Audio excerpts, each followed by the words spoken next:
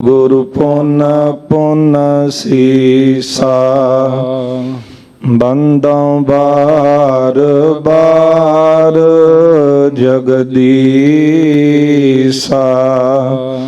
ਤਰੋਂ ਤਰਾ ਪਰ ਪੁਨ ਪੁਨ ਸੀਸਾ ਵਾਹਿਗੁਰੂ ਪੁਨ ਪੁਨ ਸੀਸਾ ਬੰਦੋਂ ਬਾਰ ਬਾਰ ਜਗਦੀਸਾ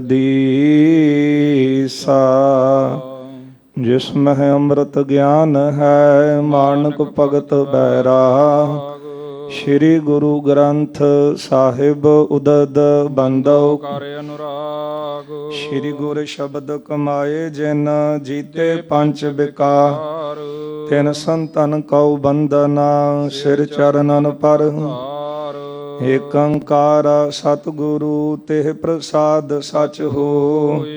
ਵਾਹਿਗੁਰੂ ਜੀ ਕੀ ਫਤਿਹ ਹੈ ਬਿਘਨ ਵਿਨਾਸ਼ਨ ਏਕ ਓੰਕਾਰ ਸਤਿਗੁਰੂ ਤੇਹ ਪ੍ਰਸਾਦ ਸਚ ਹੋਇ। ਵਾਹਿਗੁਰੂ ਜੀ ਕੀ ਫਤਿਹ ਹੈ ਬਿਘਨ ਵਿਨਾਸ਼ਨ ਸੋਇ। ਸਤਨਾਮ ਸ੍ਰੀ ਵਾਹਿਗੁਰੂ ਸਾਹਿਬ ਜੀ। ਤਹਾਂ ਸਥਾਪਿਤ ਕਰ ਪੋਥੀ ਨਾ ਟਿਕੇ ਨਿਕਟ ਗੁਰ ਆਨੰਦ ਭੀਨਾ। ਮੰਗਤ ਜਨ ਸੁਨ ਕਰ ਚਲ ਆਈ ਮਨ ਬਾਸ਼ਿਤ ਸਭ ਹਿਨ ਤਬ ਪਾਈ। ਤਹਾਂ ਸਥਾਪਿਤ ਕਰ ਪੋਥੀ ਨਾ। ਵਾਹਿਗੁਰੂ ਜੀ ਕਾ ਖਾਲਸਾ ਵਾਹਿਗੁਰੂ ਜੀ ਕੀ ਫਤਿਹ। ਸਾਹਿਬ ਕਮਾਲ ਪੀਰਾਨ ਪੀਰ ਮੀਰਾਨ ਮੀਰ ਵਾਲੀ ਏਕੋ ਲਾਲਮ ਸਰਵਰੇ ਕਾਇਨਾਤ। ਦਸਾਂ ਹੀ ਪਾਤਸ਼ਾਹੀਓਂ ਕੀ ਆਤਮਕ ਜੋਤ ਧੰਨ ਧੰਨ ਸਾਹਿਬ ਸ੍ਰੀ ਗੁਰੂ ਗ੍ਰੰਥ ਸਾਹਿਬ ਮਹਾਰਾਜ ਸੱਚੇ ਪਾਤਸ਼ਾਹ ਜੀ ਦੀ ਪਾਵਨ ਪਵਿੱਤਰ ਹਜ਼ੂਰੀ ਅੰਦਰ ਦਿਨ ਦੇ ਚੌਥੇ ਪੈਰ ਦੇ ਸੁੰਦਰ ਦੀਵਾਨ ਚੱਲ ਰਹੇ ਹਨ। ਸਜੇ ਹੋਏ ਦੀਵਾਨਾਂ ਅੰਦਰ ਅਤੀ ਸਨਮਾਨਯੋਗ ਰਾਗੀ ਸਿੰਘਾਂ ਪਾਸੋਂ ਆਪ ਸੰਗਤਾਂ ਨੇ ਅੰਮ੍ਰਿਤਮਈ ਇਲਾਹੀ ਗੁਰਬਾਣੀ ਦਾ ਕੀਰਤਨ ਸਰਵਣ ਕੀਤਾ ਹੈ। ਸਾਧ ਸੰਗਤ ਜੀਓ, ਅੱਜ ਤੀਸਰੇ ਪਾਤਸ਼ਾਹ ਧੰਨ ਧੰਨ ਸਾਹਿਬ ਸ੍ਰੀ ਗੁਰੂ ਅਮਰਦਾਸ ਮਹਾਰਾਜ ਜੀ ਦਾ ਅਵਤਾਰ ਗੁਰਪੁਰਬ ਹੈ। ਆਪ ਸਮੁੱਚੀਆਂ ਹੀ ਸੰਗਤਾਂ ਨੂੰ ਸਤਿਗੁਰੂ ਜੀ ਦੇ ਪ੍ਰਕਾਸ਼ ਗੁਰਪੁਰਬ ਦੀਆਂ ਬਹੁਤ ਬਹੁਤ ਵਧਾਈਆਂ ਹੋਵਣ ਜੀ। ਸਤਿਗੁਰੂ ਜੀ ਦਾ ਆਗਮਨ ਵੈਸਾਖ ਸੁਦੀ 14 ਸਨ 1479 ਸੰਮਤ 1536 ਨੂੰ ਪਿੰਡ ਬਾਸਰਕੇ ਵਿਖੇ ਪਿਤਾ ਬਾਬਾ ਤੇਜਭਾਨ ਜੀ ਦੇ ਗ੍ਰਹਿ ਵਿਖੇ ਹੋਇਆ। ਆਪ ਜੀ ਦੀ ਉਮਰ ਜਗਤ ਗੁਰੂ ਨਾਨਕ ਦੇਵ ਸਾਹਿਬ ਸੱਚੇ ਪਾਤਸ਼ਾਹ ਮਹਾਰਾਜ ਜੀ ਤੋਂ 10 ਸਾਲ ਕੁਝ ਮਹੀਨੇ ਸਤਿਗੁਰੂ ਛੋਟੇ ਨੇ ਤੇ ਦੂਸਰੇ ਪਾਤਸ਼ਾਹ ਗੁਰੂ ਅੰਗਦ ਦੇਵ ਸਾਹਿਬ ਜੀ ਤੋਂ ਸਰੀਰ ਕਰਕੇ ਉਮਰ ਕਰਕੇ ਸਤਿਗੁਰੂ ਜੀ 25 ਸਾਲ ਵੱਡੇ ਹਨ। ਆਪ ਜੀ ਨੇ ਆਪਣਾ ਬਚਪਨ ਪਿੰਡ ਬਾਸਰਕੇ ਵਿੱਚ ਬਤੀਤ ਕੀਤਾ।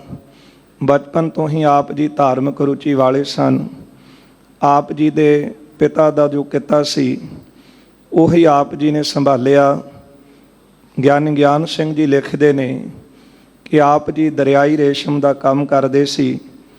ਅੰਮ੍ਰਿਤ ਵੇਲੇ ਉੱਠਣਾ, ਚੌਂਕੜਾ ਲਾ ਕੇ ਸਮਾਧੀ ਵਿੱਚ ਜੁੜ ਜਾਣਾ, ਧਰਮ ਦੀ ਕਿਰਤ ਕਰਨੀ, ਕਿਸੇ ਨੂੰ ਕਦੇ ਵਸਤੂ ਘੱਟ ਤੋਲ ਕੇ ਨਹੀਂ ਸੀ ਦਿੰਦੇ। ਸਾਰੇ ਹੀ ਆਪ ਜੀ ਦੇ ਸੁਭਾਅ ਨੂੰ ਵੀ ਬਹੁਤ ਪਿਆਰ ਕਰਦੇ ਸੀ।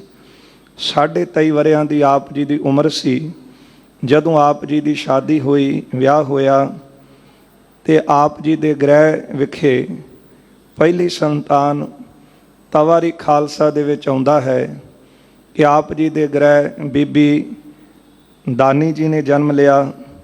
ਪ੍ਰਿੰਸੀਪਲ ਸਤਬੀਰ ਸਿੰਘ ਜੀ, ਬੀਬੀ ਭਾਨੀ ਜੀ ਲਿਖਦੇ ਹਨ, ਬੀਬੀ ਦਾਨੀ ਜੀ, ਬੀਬੀ ਭਾਨੀ ਜੀ ਦੋ ਪੁੱਤਰੀਆਂ, ਬਾਬਾ ਮੋਹਨ ਜੀ ਤੇ ਬਾਬਾ ਮੋਹਰੀ ਜੀ ਆਪ ਜੀ ਦੇ ਦੋ ਪੁੱਤਰ ਹਨ। ਸਾਧ ਸੰਗਤ ਜੀ, ਜ਼ਿਕਰ ਆਉਂਦਾ ਇਤਿਹਾਸ ਵਿੱਚ ਕਿ ਆਪ ਜੀ ਹਰ ਸਾਲ ਹਰਿਦੁਆਰ ਗੰਗਾ ਇਸ਼ਨਾਨ ਵਾਸਤੇ ਜਾਂਦੇ ਸੀ, ਕਿਉਂਕਿ ਆਪ ਜੀ ਦੀ ਬਚਪਨ ਤੋਂ ਹੀ ਧਾਰਮਿਕ ਰੁਚੀ ਸੀ। ਜਿਸ ਵਕਤ ਆਪ ਜੀ 20ਵੀਂ ਵਾਰ ਗੰਗਾ ਇਸ਼ਨਾਨ ਨੂੰ ਗਏ, ਆਉਂਦਿਆਂ ਰਸਤੇ ਵਿੱਚ ਆਪ ਜੀ ਦੇ ਨਾਲ ਦੋ ਘਟਨਾ ਵਾਪਰੀਆਂ, ਜਿਨ੍ਹਾਂ ਘਟਨਾਵਾਂ ਨੇ ਆਪ ਜੀ ਦੀ ਜ਼ਿੰਦਗੀ ਦੇ ਵਿੱਚ ਬਹੁਤ ਵੱਡੀ ਤਬਦੀਲੀ ਲਿਆਂਦੀ। ਜਦੋਂ ਆਪ ਇਸ਼ਨਾਨ ਕਰਕੇ ਵਾਪਸ ਮੁੜਨ ਲੱਗੇ ਤੇ ਉੱਥੇ ਜਿਹੜਾ ਦੁਰਗਾ ਦਾਸ ਸੀ, ਉਹਨੇ ਮੇੜੇ ਨਗਰ ਦੇ ਵਿੱਚ ਯਾਤਰੂਆਂ ਦੇ ਰੁਕਣ ਦੇ ਵਾਸਤੇ ਆਰਾਮ ਕਰਨ ਦੇ ਲਈ ਥਾਂ ਬਣਾਈ ਸੀ। ਬਾਬਾ ਅਮਰਦਾਸ ਜੀ ਵਾਪਸ ਆਉਂਦੇ ਸਮੇਂ ਉਸ ਧਰਮਸ਼ਾਲਾ ਵਿੱਚ ਰੁਕਦੇ ਨੇ, ਆਰਾਮ ਕਰਨ ਵਾਸਤੇ ਬਿਰਾਜਦੇ ਨੇ। ਆਪਣਾ ਇੱਕ ਪੈਰ ਦੂਸਰੀ ਲੱਤ ਦੇ ਉੱਪਰ ਰੱਖ ਕੇ ਬਿਰਾਜੇ ਹੋਏ ਨੇ। ਆਪ ਜੀ ਦੇ ਪਦਮ ਦੇ ਵਿੱਚ ਚਿਹਨ ਦੇਖ ਕੇ ਜਿਹੜਾ ਦੁਰਗਾ ਦਾਸ ਸੀ ਸਤਿਗੁਰਾਂ ਦੇ ਕੋਲ ਆਇਆ ਤੇ ਪੁੱਛਦਾ ਹੈ ਕਿ ਤੁਸੀਂ ਕੋਈ ਚੱਕਰਵਰਤੀ ਰਾਜੇ ਹੋ? ਤੇ ਗੁਰਦੇਵ ਹੱਸ ਕੇ ਕਹਿੰਦੇ ਨਹੀਂ। ਕਹਿਣ ਲੱਗਾ ਫਿਰ ਆਉਣ ਵਾਲੇ ਸਮੇਂ ਵਿੱਚ ਤੁਹਾਡੇ ਚਰਨਾਂ ਦਾ ਚੱਕਰ ਸੰਕੇਤ ਦਿੰਦਾ ਹੈ ਕਿ ਤੁਹਾਡੇ ਸੀਸ ਤੇ ਛਤਰ ਝੁੱਲੇਗਾ, ਤੁਸੀਂ ਚੱਕਰਵਰਤੀ ਰਾਜੇ ਹੋਵੋਗੇ। ਸੁਣ ਕੇ ਬਾਬਾ ਅਮਰਦਾਸ ਜੀ ਮੁਸਕਰਾ ਪਏ। ਕਹਿਣ ਲੱਗੇ ਕਿ ਤੁਹਾਨੂੰ ਜਿਹੜੀ ਦਕਸ਼ਨਾ ਚਾਹੀਦੀ ਤੁਸੀਂ ਲੈ ਲਓ। ਕਹਿਣ ਲੱਗਾ ਕਿ ਨਹੀਂ, ਸਮਾਂ ਆਉਣ 'ਤੇ ਮੈਂ ਤੁਹਾਡੇ ਪਾਸੋਂ ਲਾਂਗਾ। ਮੇਰੇ ਨਾਲ ਬਚਨ ਕਰੋ ਕਿ ਜਦੋਂ ਤੁਸੀਂ ਪ੍ਰਗਟ ਹੋਵੋਗੇ ਤੇ ਜੋ ਮੈਂ ਮੰਗਾਂਗਾ ਉਹ ਤੁਸੀਂ ਮੈਨੂੰ ਦਿਓਗੇ। ਸਤਿਗੁਰਾਂ ਨੇ ਹੱਸ ਕੇ ਕਿਹਾ ਕਿ ਜਿਸ ਤਰ੍ਹਾਂ ਤੈਨੂੰ ਚੰਗਾ ਲੱਗੇ। ਸਾਧ ਸੰਗਤ ਸਮਾਂ ਆਇਆ ਸੀ ਜਿਸ ਵਕਤ ਸਤਿਗੁਰੂ ਗੁਰਤਾ ਗੱਦੀ ਤੇ ਬਿਰਾਜਮਾਨ ਹੋ ਕੇ ਜਦੋਂ ਹਰਿਦੁਆਰ ਦੇ ਨੇੜੇ ਗਏ, ਉੱਥੇ ਮਹਾਰਾਜ ਜੀ ਦਾ ਚਰਨ ਛੋਹ ਸਥਾਨ ਹੈ ਗੁਰੂ ਅਮਰਦਾਸ ਜੀ ਦਾ। ਉਦੋਂ ਦੁਰਗਾ ਦਾਸ ਜਿਹੜਾ ਸੀ ਬੜੀ ਬਿਰਧ ਅਵਸਥਾ ਸੀ। ਸਿੱਖਾਂ ਕੋਲੋਂ ਪੁੱਛਿਆ ਬੜਾ ਵੱਡਾ ਇਕੱਠ ਹੈ, ਕੌਣ ਆਇਆ? ਉਹਨਾਂ ਦੱਸਿਆ ਕਿ ਗੁਰੂ ਨਾਨਕ ਸਾਹਿਬ ਦੀ ਜੋਤ ਦੇ ਮਾਲਕ ਨੇ ਗੁਰੂ ਅਮਰਦਾਸ ਮਹਾਰਾਜ। ਤੇ ਉਸ ਵਕਤ ਚੱਲ ਕੇ ਮਹਾਰਾਜ ਜੀ ਦੇ ਦਰਬਾਰ 'ਚ ਆਇਆ। ਉਹਨੇ ਪਛਾਣ ਲਿਆ ਕਿ ਤਾਂ ਉਹ ਹੀ ਨੇ। ਫਿਰ ਗੁਰੂ ਸਾਹਿਬ ਦੇ ਚਰਨਾਂ 'ਚ ਆ ਕੇ ਨਤਮਸਤਕ ਹੋਇਆ। ਕਹਿਣ ਲੱਗਾ ਮਹਾਰਾਜ ਮੈਨੂੰ ਪਛਾਣਿਆ? ਤੇ ਸਤਿਗੁਰੂ ਹੱਸ ਕੇ ਕਹਿੰਦੇ ਹਾਂ। ਤੇ ਕਹਿਣ ਲੱਗਾ ਕਿ ਮੇਰੇ ਨਾਲ ਜਿਹੜਾ ਬਚਨ ਕੀਤਾ ਸੀ ਮਹਾਰਾਜ ਕਹਿੰਦੇ ਮੰਗ। ਤੇ ਉਸ ਵੇਲੇ ਸੋਚਾਂ ਦੇ ਵਿੱਚ ਪੈ ਗਿਆ। ਜਦੋਂ ਮਹਾਰਾਜ ਨੇ ਕਿਹਾ ਕਿ ਭਾਵੇਂ ਦੁਨਿਆਵੀ ਸੁੱਖ ਮੰਗ ਲੈ ਤੇ ਭਾਵੇਂ ਨਾਮ ਦੀ ਦਾਤ ਮੰਗ ਲੈ ਜਿਹਦੇ ਨਾਲ ਪਰਲੋਕ ਵਿੱਚ ਭਲਾ ਹੋਵੇ, ਉਸ ਵੇਲੇ ਸੋਚਾਂ 'ਚ ਪਿਆ। ਤੇ ਕੁਝ ਸਮੇਂ ਬਾਅਦ ਮਹਾਰਾਜ ਪੁੱਛਦੇ ਨੇ ਸੋਚ ਕੀ ਰਹੇ ਹੋ? ਤੇ ਅੱਗੋਂ ਇਹਨੇ ਹੱਥ ਜੋੜ ਕੇ ਬੇਨਤੀ ਕੀਤੀ ਸੀ। ਕਹਿਣ ਲੱਗਾ ਨਾਮ ਦੇਹ ਧਨ ਦੇਹ ਨਾ ਜਨ ਕੋ, ਧਨ ਬਿਨਾ ਜਨ ਜਗ ਨਾ ਸੁਹਾਏ। ਜੇ ਨਾਮ ਦਵੋ ਧਨ ਨਾ ਮਿਲਿਆ, ਧਨ ਤੋਂ ਬਿਨਾ ਦੁਨੀਆ 'ਚ ਬਾਤ ਕੌਣ ਪੁੱਛਦਾ ਹੈ। ਨਾਮ ਦੇਹ ਧਨ ਦੇਹ ਨਾ ਜਨ ਕੋ, ਧਨ ਬਿਨਾ ਜਨ ਜਗ ਨਾ ਸੁਹਾਏ। ਧਨ ਦੇਹ ਨਾਮ ਨਹਿ ਦੇਵੈ, ਨਾਮ ਬਿਨਾ ਜਨ ਜੰਪੁਰ ਜਾਏ। ਜੇ ਦੁਨਿਆਵੀ ਸੁੱਖ ਲੈ ਲਏ, ਨਾਮ ਨਾ ਮੰਗਿਆ, ਪਰ ਲੋਕ ਵਿੱਚ ਫਿਰ ਨਾਮ ਤੋਂ ਬਿਨਾ ਬਾਤ ਨਹੀਂ ਪੁੱਛੀ ਜਾਣੀ। ਉਸ ਵੇਲੇ ਅਮਰਦਾਸ ਤੇਜੋ ਕੇ ਨੰਦਨ ਦੋਨੋਂ ਨਿਰਮਲ ਪੰਥ ਚਲਾਏ। ਮਹਾਰਾਜ ਹੱਸ ਕੇ ਕਹਿੰਦੇ ਦੁਰਗਾ ਦਾਸ ਦੇ ਤਾਈਂ ਗੁਰਦੇਵ ਕਹਿੰਦੇ ਤੁਹਾਨੂੰ ਦੋਨੋਂ ਹੀ ਦਿੱਤੇ। ਰਹਿੰਦੀ ਉਮਰ ਤੱਕ ਤੁਸੀਂ ਦੁਨੀਆ ਦੇ ਸੁੱਖ ਮਾਣੋ, ਨਾਮ ਜਪ ਕੇ ਪਰਲੋਕ ਵਿੱਚ ਭਲਾ ਹੋਵੇਗਾ। ਸਾਧ ਸੰਗਤ ਜਦੋਂ ਸਤਿਗੁਰੂ ਵਾਪਸ ਆ ਰਹੇ ਸਨ ਗੰਗਾ ਇਸ਼ਨਾਨ ਤੋਂ, ਰਸਤੇ ਵਿੱਚ ਆਪ ਜੀ ਨੂੰ ਇੱਕ ਬ੍ਰਹਮਚਾਰੀ ਸਾਧੂ ਮਿਲਦਾ ਹੈ। ਆਪਸ ਵਿੱਚ ਵਾਰਤਾਲਾਪ ਹੋਈ ਤੇ ਜਦੋਂ ਜਿਸ ਤਰ੍ਹਾਂ ਦੀ ਬੰਦੇ ਦੀ ਬਿਰਤੀ ਹੋਵੇ, ਜਦੋਂ ਉਸ ਤਰ੍ਹਾਂ ਦਾ ਮਨੁੱਖ ਮਿਲੇ ਤੇ ਯਾਤਰਾ ਵੀ ਸੌਖੀ ਲੰਘ ਜਾਂਦੀ ਹੈ, ਸਮਾਂ ਸੌਖਾ ਲੰਘਦਾ ਹੈ। ਪਰਮਾਤਮਾ ਦੇ ਭਜਨ ਦੀਆਂ ਗੱਲਾਂ ਕਰਦੇ ਆਏ। ਉਹ ਜਿਹੜਾ ਭਜਨੀਕ ਸਾਧੂ ਸੀ, ਰਸਤੇ ਵਿੱਚ ਬਾਬਾ ਅਮਰਦਾਸ ਜੀ ਦਾ ਗ੍ਰਹਿ ਸੀ ਬਾਸਰ ਕੇ ਪਿੰਡ, ਤੇ ਰਾਤ ਗੁਰਦੇਵ ਦੇ ਘਰੇ ਰੁਕ ਗਿਆ। ਪ੍ਰਸ਼ਾਦਾ ਪਾਣੀ ਹੱਥੀਂ ਛਕਾਇਆ, ਸੇਵਾ ਕੀਤੀ, ਪਹਿਲਾਂ ਹੀ ਦਾਨ ਪੁੰਨ ਕਰਦੇ ਸਨ। ਤੇ ਰਾਤ ਦਾ ਸਮਾਂ ਸੀ, ਚੁਬਾਰੇ ਤੇ ਬਿਰਾਜਮਾਨ ਸਨ। ਗੱਲਾਂ ਬਾਤਾਂ ਕਰਦਿਆਂ ਗੱਲ ਚੱਲੀ ਤੇ ਉਹਨੇ ਪੁੱਛਿਆ ਬ੍ਰਹਮਚਾਰੀ ਸਾਧੂ ਨੇ, ਕਹਿਣ ਲੱਗਾ ਅਮਰਦਾਸ ਜੀ ਦੱਸੋ ਤੁਹਾਡਾ ਗੁਰੂ ਕੌਣ ਹੈ? ਜਦੋਂ ਬਾਬਾ ਅਮਰਦਾਸ ਜੀ ਦੇ ਕੰਨੀਏ ਬੋਲ ਪਏ ਤੇ ਸਤਿਗੁਰੂ ਚੁੱਪ ਕਰ ਗਏ। ਉਹ ਫਿਰ ਪੁੱਛਦਾ ਹੈ, ਕਹਿੰਦਾ ਮੇਰੇ ਪ੍ਰਸ਼ਨ ਦਾ ਉੱਤਰ ਨਹੀਂ ਤੁਸੀਂ ਦਿੱਤਾ। ਮਹਾਰਾਜ ਕਹਿਣ ਲੱਗੇ ਕਿ ਨਹੀਂ, ਹਲੇ ਗੁਰੂ ਧਾਰਿਆ ਨਹੀਂ, ਗੁਰੂ ਦੀ ਭਾਲ 'ਚ। ਰਾਤ ਦਾ ਸਮਾਂ ਸੀ।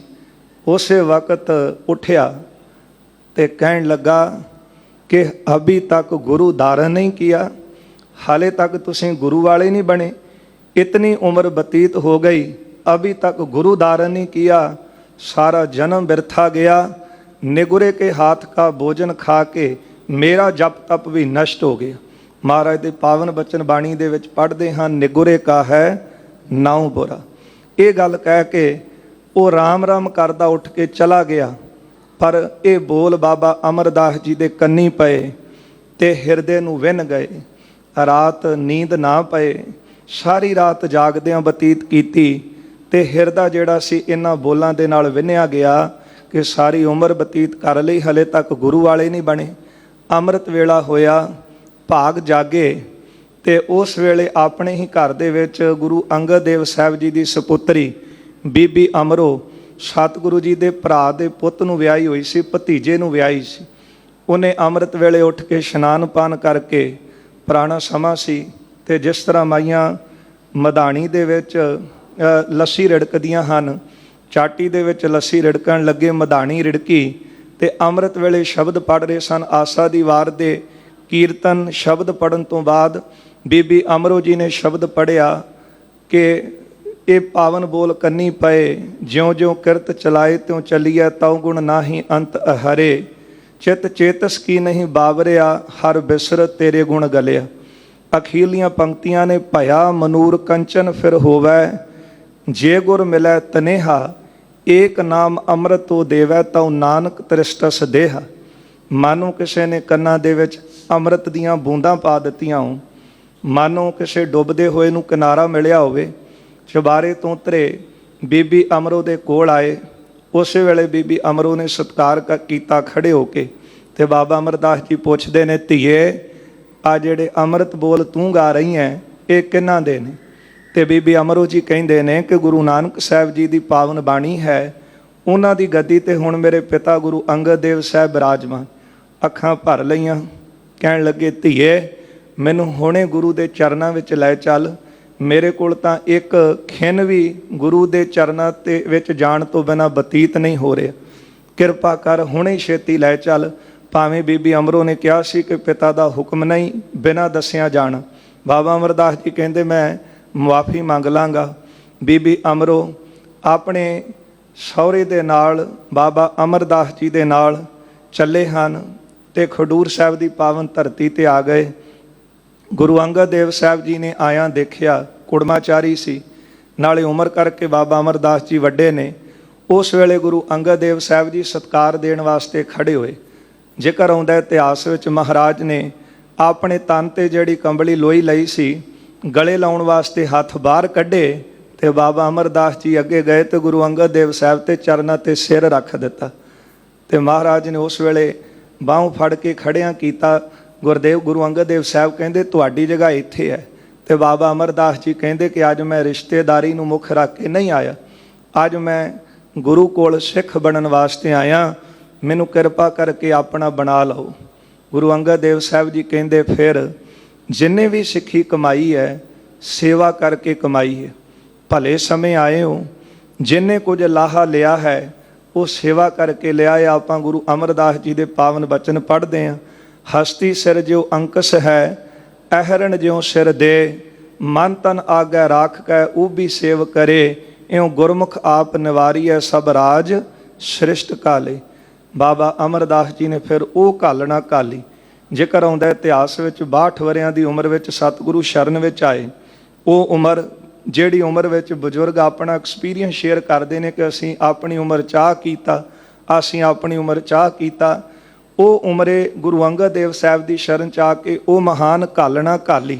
ਸਾਧ ਸੰਗਤ ਜੰਗਲ ਦੇ ਵਿੱਚੋਂ ਜਾ ਕੇ ਲੱਕੜਾਂ ਲਿਆਉਣੀਆਂ, ਸੰਗਤਾਂ ਵਾਸਤੇ ਪਾਣੀ ਦਾ ਪ੍ਰਬੰਧ ਕਰਨਾ, ਲੰਗਰ ਤਿਆਰ ਕਰਨਾ। ਫਿਰ ਗੁਰੂ ਅੰਗਦ ਦੇਵ ਸਾਹਿਬ ਜੀ ਦੇ ਇਸ਼ਨਾਨ ਵਾਸਤੇ ਪਹਿਰ ਰਾਤ ਰਹਿੰਦਿਆਂ ਉੱਠ ਕੇ ਜਾਣਾ ਤੇ ਗੋਦਾਵਰੀ ਦੇ ਵਾਹਿਗੁਰੂ ਬਿਆਸਾ ਦਰਿਆ ਵਿੱਚੋਂ ਗਾਗਰ ਭਰ ਕੇ ਲਿਆਣੀ। ਇਸੇ ਤਰ੍ਹਾਂ ਜਦੋਂ ਸਾਲ ਬਤੀਤ ਹੋਇਆ ਤੇ ਗੁਰੂ ਅੰਗਦ ਦੇਵ ਸਾਹਿਬ ਨੇ ਇੱਕ ਸਿਰੋਪਾਉ ਬਖਸ਼ਿਆ। ਬਹੁਤਾ ਬਚਨ ਸਤਿਗੁਰੂ ਨਹੀਂ ਸੀ ਕਰਦੇ, ਸੋ 1 ਸਾਲ ਬਤੀਤ ਹੋਇਆ, ਇੱਕ ਸਿਰੋਪਾਉ ਮਿਲਿਆ ਤੇ ਬਾਬਾ ਅਮਰਦਾਸ ਜੀ ਨੇ ਆਪਣੇ ਸਿਰ ਤੇ ਸਜਾ ਲਏ। ਇਉਂ ਸੇਵਾ ਕਰਦਿਆਂ ਕਰਦਿਆਂ ਜਦੋਂ 12 ਸਾਲ ਬਤੀਤ ਹੋਏ ਨੇ, ਉਹ ਮਹਾਨ ਬਖਸ਼ਿਸ਼ਾਂ ਜਿਹੜੀਆਂ ਗੁਰੂ ਅੰਗਦ ਦੇਵ ਸਾਹਿਬ ਵਰਤਾਉਂਦੇ ਨੇ ਉਹ ਹੁਣ ਸਿੱਖ ਦੇ ਵਿੱਚ ਵਰਤਣ ਲੱਗ ਪਈਆਂ। ਆਪ ਜੀ ਸਿਰ ਤੇ ਗਾਗਰ ਰੱਖੀ, ਅੰਮ੍ਰਿਤ ਵੇਲਾ ਸੀ, ਬਿਆਸਾ ਦਰਿਆ ਤੋਂ ਭਰ ਕੇ ਲਿਆ ਰਹੇ ਸੀ ਤੇ ਹਨੇਰੀ ਚੱਲੀ, ਰਾਇਓਂ ਦੂਜੇ ਰਾਹ ਪੈ ਗਏ। ਰਸਤੇ ਵਿੱਚ ਜਲਾਈ ਦੀ ਖੱਡੀ ਸੀ, ਪੈਰ ਅੜਿਆ, ਠੇਡਾ ਲੱਗਾ, ਡਿੱਗਦੇ ਨੇ, ਪਰ ਜਿਹੜੀ ਸਿਰ ਤੇ ਗਾਗਰ ਸੀ ਉਹ ਥੱਲੇ ਨਹੀਂ ਡਿੱਗਣ ਦਿੱਤੀ। ਉਸ ਵੇਲੇ ਖੜਾਕ ਹੋਇਆ ਤੇ ਅੰਦਰ ਆਵਾਜ਼ ਜਲਾਇਆ ਕਹਿੰਦਾ ਦੇਖ ਬਾਹਰ ਕੌਣ ਹੈ। ਤੇ ਦੇਖ ਕੇ ਜਲਾਈ ਕਹਿੰਦੀ ਹੈ ਇਹ ਤਾਂ ਅਮਰੂ ਨਿਥਾਵਾਂ ਹੈ, ਜਿਹਨੂੰ ਘਰ ਵਿੱਚ ਥਾਂ ਨਹੀਂ, ਉਹ ਆਪਣੇ ਕੁੜਮਾਂ ਤੇ ਪਾਣੀ ਪਿਆ ਢੋਂਦਾ ਹੈ। ਸੁਣ ਕੇ ਇਹ ਬੋਲ ਬਾਬਾ ਅਮਰਦਾਸ ਜੀ ਨੇ, ਗੁਰਦੇਵ ਕਹਿਣ ਲੱਗੇ ਕਮਲੀਏ, ਨਿਥਾਵੇਂ ਤਾਂ ਹੁੰਦੇ ਨੇ ਜਿਨ੍ਹਾਂ ਦੇ ਸਿਰ ਦੇ ਉੱਤੇ ਗੁਰੂ ਨਾ ਹੋਵੇ। ਮੈਂ ਤਾਂ ਨਿਥਾਵਾਂ ਉਦੋਂ ਸੀ ਜਦੋਂ ਗੁਰੂ ਦੀ ਸ਼ਰਨ 'ਚ ਨਹੀਂ ਸੀ ਆਇਆ। ਹੁਣ ਤਾਂ ਮੈਂ ਨਿਥਾਵਿਆਂ ਦੀ ਥਾਂ ਦਾਤੇ ਸਤਿਗੁਰੂ ਗੁਰੂ ਅੰਗਦ ਦੇਵ ਸਾਹਿਬ ਦੀ ਸ਼ਰਨ ਵਿੱਚ ਬੈਠਾ। ਉੱਥੇ ਇੱਕ ਕਵੀ ਨੇ ਬੋਲ ਲਿਖੇ ਨੇ, ਉਹ ਜਲਾਈ ਦੇ ਜਿਹੜੇ ਬੋਲ ਸਨ ਉਹਨਾਂ ਆਪਣੀ ਕਲਮ ਦੇ ਨਾਲ ਲਿਖੇ ਨੇ। ਉਹ ਲਿਖਦੇ ਹਨ, ਉਹ ਕਹਿਣ ਲੱਗੀ ਜੇ ਅਮਰੂ ਨਿਥਾਵਾਂ ਹੋਗਾ ਸਦਾ ਭਟਕਤਾ ਹੈ ਫਿਰਤਾ, ਨਾ ਕਬਹੂ ਚੈਨ ਕਰਤਾ, ਬਕਾਰਾ ਹੋ ਤੋ ਐਸਾ ਹੋ। ਉਹ ਕਵੀ ਲਿਖਦਾ ਕੋਈ ਕਿਸੇ ਨੂੰ ਬੋਲੀ ਮਾਰੇ ਤੇ ਇਹੋ ਜਿਹੀ ਮਾਰੇ ਜਿਹੜੀ ਸਿੱਧੀ ਅੰਦਰ ਹਿਰਦੇ ਨੂੰ ਵਿੰਨ ਗਈ। ਕਹਿਣ ਲੱਗੀ ਜੇ ਅਮਰੂ ਨਿਥਾਵਾਂ ਹੋਗਾ ਸਦਾ ਭਟਕਤਾ ਹੈ ਫਿਰਤਾ, ਨਾ ਕਬਹੂ ਚੈਨ ਕਰਤਾ, ਬਕਾਰਾ ਹੋ ਤੋ ਐਸਾ ਹੋ। ਅੱਗੋਂ ਫਿਰ ਬਾਬਾ ਅਮਰਦਾਸ ਜੀ ਨੇ ਕਿਹਾ, ਕਹਿਣ ਲੱਗੇ ਐ ਦੀਵਾਨੀ क्या भक्ति है गुरु की शान में, उसी दम हो गई पागल, इशारा हो तो ऐसा हो। बस इशारा ही कीता सी हले कमलिए मैं नथावा नहीं। बस ये बोल मुखों कहे तो सवेर होंदियां ही वो जलाया अपनी घरवाली नूं लैके गुरु अंगद देव साहब की शरणी आया। कहन लगा रात दी मेरी घरवाली जिहड़ी है वो कमलियां वाली हरकतां कर रही। सुनिया गुरु अंगद देव साहब ने कली कली घटना कन्नी सुनी है। सुनद्या सुनद्या गुरु अंगद देव साहब के नेत्र सेजल हो गए। बुलाया बाबा अमरदास जी ने। उस वेले सतगुरां ने घुट के अपनी छाती नाल ला लिया। उस वेले महाराज ने 12 वर दिते। फिर गुरुदेव ने एक एक सिरों पाऊ हथी सिर तो उतारिया। 12 साल के 12 सिरों पाऊ सिर ते सजाए सी। इउं नहीं कि गुरु घर चों बख्शिश मिल गई तो पता ही नहीं कित्थे रख दिता वो सिरों पाऊ। एक एक सिरों पाऊ सिर तो उतारिया ते कहिंदे गए तुम हो निमाणिओ की मान, निताणियों के ताण, न्योटियों की ओट, ने धरियां दी धर, ने पत्तियां दी पत, ने गत्तियां दी गत, गई बहोड़, दाता बंदी छोड़ तुसीं हो। 12 वर सतगुरु गुरु अंगद देव साहब जी ने बाबा अमरदास जी नूं दिते। इशनान करवा के अपने हथीं गुरता गद्दी दा तिलक दवाया बाबा बुढ़ा साहब जी पासों। ते महाराज जी ने गुरता गद्दी दीयां समगरियां सारियां रख के नमस्कार करके परिक्रमा कर दित्तियां। अपनी जोत गुरु अमरदास साहब जी दे अंदर रख दित्ती। साध संगत फिर सतगुरां ने उन्ना चिर महाराज संघासन ला के नहीं बैठे जिन्ना चिर गुरु अंगद देव साहब शरीर करके हाजिर सन। इन्हां गुरु साहब का सत्कार किया। जदों महाराज सचखंड प्याना कर गए फिर भी महाराज संगत च नहीं सी आउंदे। बाबा बुढ़ा साहब ते संगतां ने बेनतियां करके महाराज नूं प्रगट किया। फिर सतगुरां ने गुरता गद्दी ते विराजमान होके संघासन ते विराजमान होके ਜਿਹੜੇ ਵੱਡੇ ਵੱਡੇ ਕਾਰਜ ਕੀਤੇ ਉਹ ਆਪਾਂ ਇਤਿਹਾਸ ਵਿੱਚ ਪੜ੍ਹਦੇ ਹਾਂ। ਛੂਤ ਛਾਤ ਦਾ ਇਹ ਬੜਾ ਪ੍ਰਵਾਹ ਚੱਲ ਰਿਹਾ ਸੀ। ਗੁਰੂ ਅਮਰਦਾਸ ਮਹਾਰਾਜ ਜੀ ਨੇ ਇੱਕ ਪੰਗਤ ਇੱਕ ਸੰਗਤ, ਭਾਵੇਂ ਪਹਿਲਾਂ ਗੁਰੂ ਨਾਨਕ ਸਾਹਿਬ ਜੀ ਦੇ ਵੇਲੇ ਤੋਂ ਹੀ ਸਾਧ ਸੰਗਤ ਲੰਗਰ ਸ਼ੁਰੂ ਹੋ ਚੁੱਕਿਆ ਸੀ। ਇਹ ਲੰਗਰ ਗੁਰੂ ਅੰਗਦ ਦੇਵ ਸਾਹਿਬ ਜੀ ਦੇ ਸਮੇਂ ਵੀ ਚੱਲਿਆ, ਪਰ ਗੁਰੂ ਅਮਰਦਾਸ ਮਹਾਰਾਜ ਜੀ ਨੇ ਇਹ ਨਿਯਮ ਪੱਕਾ ਕਰ ਦਿੱਤਾ। ਕਿਉਂਕਿ ਕਈ ਲੋਕ ਆਉਂਦੇ ਸੀ ਉੱਚੀ ਜਾਤੀ ਵਾਲੇ, ਸੰਗਤ ਵਿੱਚ ਬੈਠ ਕੇ ਉਪਦੇਸ਼ ਵੀ ਸੁਣਦੇ ਤੇ ਸਮਾਪਤੀ ਤੋਂ ਬਾਅਦ ਆਪਣੇ ਘਰ ਨੂੰ ਚਲੇ ਜਾਣਾ ਤੇ ਕਹਿਣਾ ਕਿ ਛੂਤ ਬੰਦਿਆਂ ਨਾਲ ਬਹਿ ਕੇ, ਨੀਵੀਂ ਜਾਤ ਵਾਲਿਆਂ ਨਾਲ ਬਹਿ ਕੇ ਅਸੀਂ ਲੰਗਰ ਨਹੀਂ ਛਕਣਾ। ਮਹਾਰਾਜ ਨੇ ਇਹ ਨੇਮ ਬੰਨ੍ਹ ਦਿੱਤਾ ਕਿ ਜਿਹੜਾ ਵੀ ਸੰਗਤ 'ਚ ਆਵੇ ਪਹਿਲਾਂ ਪੰਗਤ ਪਾਛੇ ਸੰਗਤ। ਫਿਰ ਸਤੀ ਪ੍ਰਥਾ। ਜੇ ਬਾਦਸ਼ਾਹ ਅਕਬਰ ਗੁਰੂ ਸਾਹਿਬ ਦੀ ਸ਼ਰਨ 'ਚ ਆਇਆ, ਕਹਿਣ ਲੱਗਾ ਮਹਾਰਾਜ ਸੇਵਾ, ਤੇ ਗੁਰਦੇਵ ਨੇ ਕਿਹਾ ਕਿ ਔਰਤਾਂ ਤੇ ਬੜਾ ਵੱਡਾ ਜ਼ੁਲਮ ਹੋ ਰਿਹਾ ਹੈ। ਉਹ ਜ਼ੁਲਮ ਸੀ ਕਿ ਜੇ ਕਿਤੇ ਪਤੀ ਚੜ੍ਹਾਈ ਕਰ ਜਾਂਦਾ ਤੇ ਔਰਤ ਨੂੰ ਸਤੀ ਕੀਤਾ ਜਾਂਦਾ ਸੀ, ਸਾੜਿਆ ਜਾਂਦਾ ਸੀ। ਤੇ ਗੁਰੂ ਅਮਰਦਾਸ ਜੀ ਨੇ ਕਿਹਾ ਇਹ ਬੰਦ ਕਰ। ਅਕਬਰ ਕਹਿੰਦਾ ਰੋਲਾ ਪਵੇਗਾ ਜੇ ਪਰੰਪਰਾ ਦੇ ਵਿੱਚ ਕੋਈ ਵਿਘਨ ਪਿਆ, ਲੋਕ ਵਿਵਾਦ ਖੜਾ ਕਰਨਗੇ। ਤੇ ਮਹਾਰਾਜ ਕਹਿਣ ਲੱਗੇ ਫਿਰ ਇੱਕ ਕੰਮ ਕਰਦੇ ਕਿ ਜਦੋਂ ਕਿਤੇ ਕਿਸੇ ਦੀ ਪਤਨੀ ਚੜ੍ਹਾਈ ਕਰਦੀ ਹੈ ਤੇ ਫਿਰ ਪਤੀ ਨੂੰ ਵੀ ਨਾਲ ਸਾੜਿਆ ਜਾਵੇ। ਕਹਿੰਦਾ ਕਿਸ ਤਰ੍ਹਾਂ ਹੋ ਸਕਦਾ? ਮਹਾਰਾਜ ਕਹਿੰਦੇ ਫਿਰ ਰੋਕ ਔਰਤ ਤੇ ਜ਼ੁਲਮ ਹੋ ਰਿਹਾ। ਸਤੀ ਪ੍ਰਥਾ ਜਿਹੜੀ ਸੀ ਉਹ ਮਹਾਰਾਜ ਨੇ ਬੰਦ ਕਰਵਾਈ। ਘੁੰਡ ਦੀ ਰਸਮ ਜਿਹੜੀ ਸੀ, ਪਰਦੇ ਦੀ ਰਸਮ ਜਿਹੜੀ ਸੀ ਉਹ ਬੰਦ ਕੀਤੀ। ਗੁਰਦੇਵ ਕਹਿੰਦੇ ਪਿਤਾ ਦੇ ਕੋਲ ਆ ਕੇ ਧੀ ਕਦੇ ਪਰਦਾ ਨਹੀਂ ਕਰਦੀ। ਇਉਂ ਗੁਰੂ ਅਮਰਦਾਸ ਸਾਹਿਬ ਸੱਚੇ ਪਾਤਸ਼ਾਹ ਜੀ ਨੇ ਜਿਹੜਾ ਟੈਕਸ ਲੱਗਦਾ ਸੀ ਗਰੀਬਾਂ ਤੇ ਉਹ ਬੰਦ ਕਰਵਾਇਆ।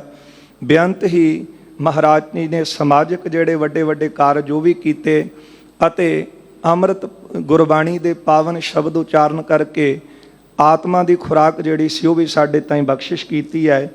ਅੱਜ ਗੁਰੂ ਅਮਰਦਾਸ ਸਾਹਿਬ ਜੀ ਦਾ ਅਵਤਾਰ ਗੁਰਪੁਰਬ ਹੈ, ਜਿਨ੍ਹਾਂ ਬਾਰੇ ਭੱਟ ਜੀ ਕਹਿੰਦੇ ਨੇ, ਭੱਲੇ ਅਮਰਦਾਸ ਗੁਣ ਤੇਰੇ, ਤੇਰੀ ਉਪਮਾ ਤੋਹੇ ਬਨ ਆਵੈ। ਸਤਿਗੁਰੂ ਤੁਹਾਡੀ ਉਪਮਾ ਤੁਹਾਨੂੰ ਹੀ ਬਣ ਆਉਂਦੀ ਹੈ।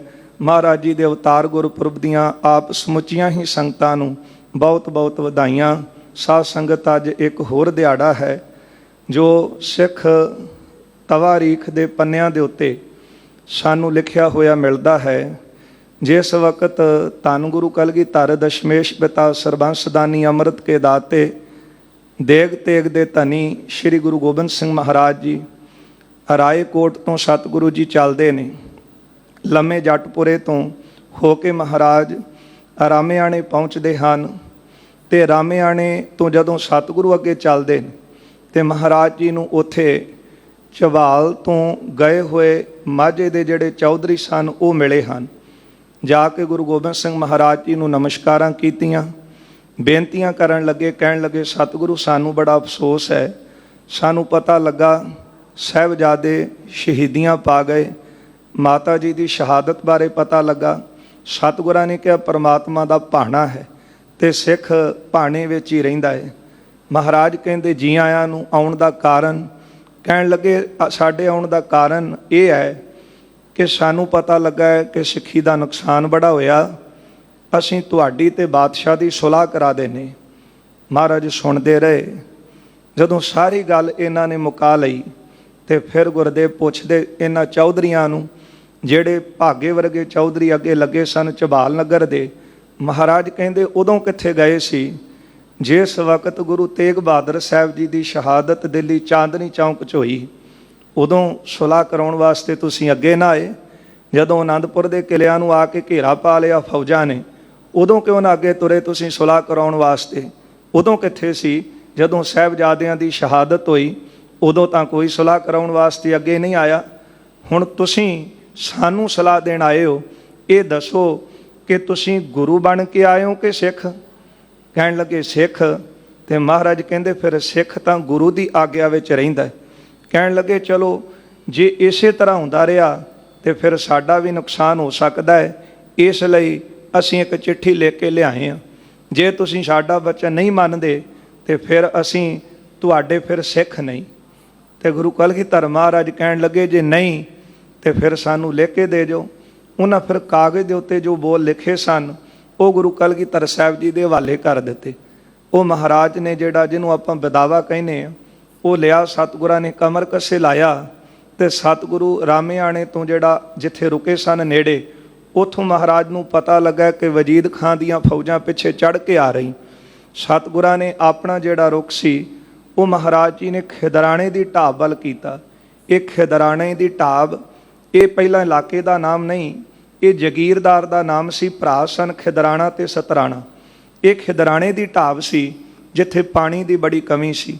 ਇਸੇ ਕਰਕੇ ਦਿਹਾੜਾ ਜਿਹੜਾ ਸਾਧ ਸੰਗਤ ਮਾਘੀ ਦੀ ਸੰਗਰਾਂਦ 'ਤੇ ਮਨਾਇਆ ਜਾਂਦਾ ਹੈ, ਕਿਉਂਕਿ ਪਾਣੀ ਦੀ ਘਾਟ ਹੋਣ ਕਰਕੇ ਦਿਹਾੜਾ ਗੁਰਮਤਾ ਕਰਕੇ ਪੰਥ ਨੇ ਸਰਦੀਆਂ ਦੇ ਵਿੱਚ ਰੱਖਿਆ ਹੈ, ਕਿਉਂਕਿ ਇਹ ਗਰਮੀਆਂ ਦੇ ਦਿਨ ਚੱਲ ਰਹੇ ਨੇ।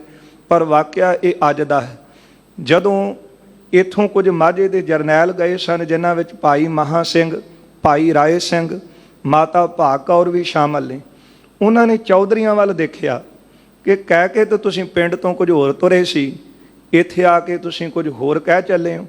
ਕਿਉਂਕਿ ਅਕਸਰ ਹੀ ਕੁਝ ਰਾਜਨੀਤਿਕ ਬੰਦੇ ਕਹਿੰਦੇ ਕੁਝ ਹੋਰ ਤੇ ਕਰਦੇ ਕੁਝ ਹੋਰ ਦੇਖੀਦੇ। ਉਹਨਾਂ ਫਿਰ ਭਾਈ ਮਹਾਂ ਸਿੰਘ ਨੇ ਕਿਹਾ ਕਿ ਜੇ ਤੁਹਾਨੂੰ ਸਿੱਖੀ ਨਹੀਂ ਚਾਹੀਦੀ ਤੇ ਤੁਸੀਂ ਨਾ ਬਣੋ ਸਿੱਖ।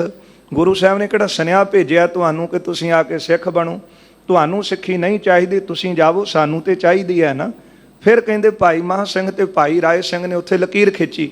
ਜਦੋਂ ਪਤਾ ਲੱਗਾ ਪਿੱਛੇ ਫੌਜਾਂ ਚੜ੍ਹ ਕੇ ਆ ਰਹੀਆਂ ਨੇ ਵਜੀਦੇ ਦੀਆਂ, ਕਹਿਣ ਲੱਗੇ ਜੇ ਇਹਨੂੰ ਸਿੱਖੀ ਚਾਹੀਦੀ ਹੈ ਉਹ ਫਿਰ ਲਕੀਰ ਨੂੰ ਪਾਰ ਕਰੇ। ਉਹਨਾਂ ਵਿੱਚ ਜ਼ਿਕਰ ਆਉਂਦਾ 40 ਸਿੰਘਾਂ ਦਾ, ਜਿਨ੍ਹਾਂ ਨੇ ਮੁਕਤਸਰ ਦੀ ਜੰਗ ਦੇ ਵਿੱਚ ਸ਼ਹਾਦਤ ਪ੍ਰਾਪਤ ਕੀਤੀ ਅੱਜ ਵਾਲੇ ਦਿਨ। ਭਾਈ ਮਹਾਂ ਸਿੰਘ ਦੇ ਨਾਲ ਫਿਰ ਜਕਾਰੇ ਲਾ ਕੇ ਸਿੰਘ ਅੱਗੇ ਤੁਰ ਪਏ। ਹੁਣ 3 ਦੀ ਢਾਬ ਵੱਲ ਗਏ। ਭਾਈ ਮਹਾਂ ਸਿੰਘ ਦਾ ਜਥਾ ਸਤਿਗੁਰਾਂ ਦੇ ਪਿੱਛੇ ਗਿਆ ਤੇ ਇੱਧਰ ਜਿਹੜੇ ਭਾਗੇ ਵਰਗੇ ਚੌਧਰੀ ਸਨ, ਕੁਝ ਇਹ ਸਿਆਸੀ ਲੋਕ ਇਹ ਪਿਛਾਂਹ ਮੁੜੇ ਆਏ ਬਦਾਵਾ ਦੇ ਕੇ ਕਿ ਅਸੀਂ ਸਿੱਖ ਨਹੀਂ।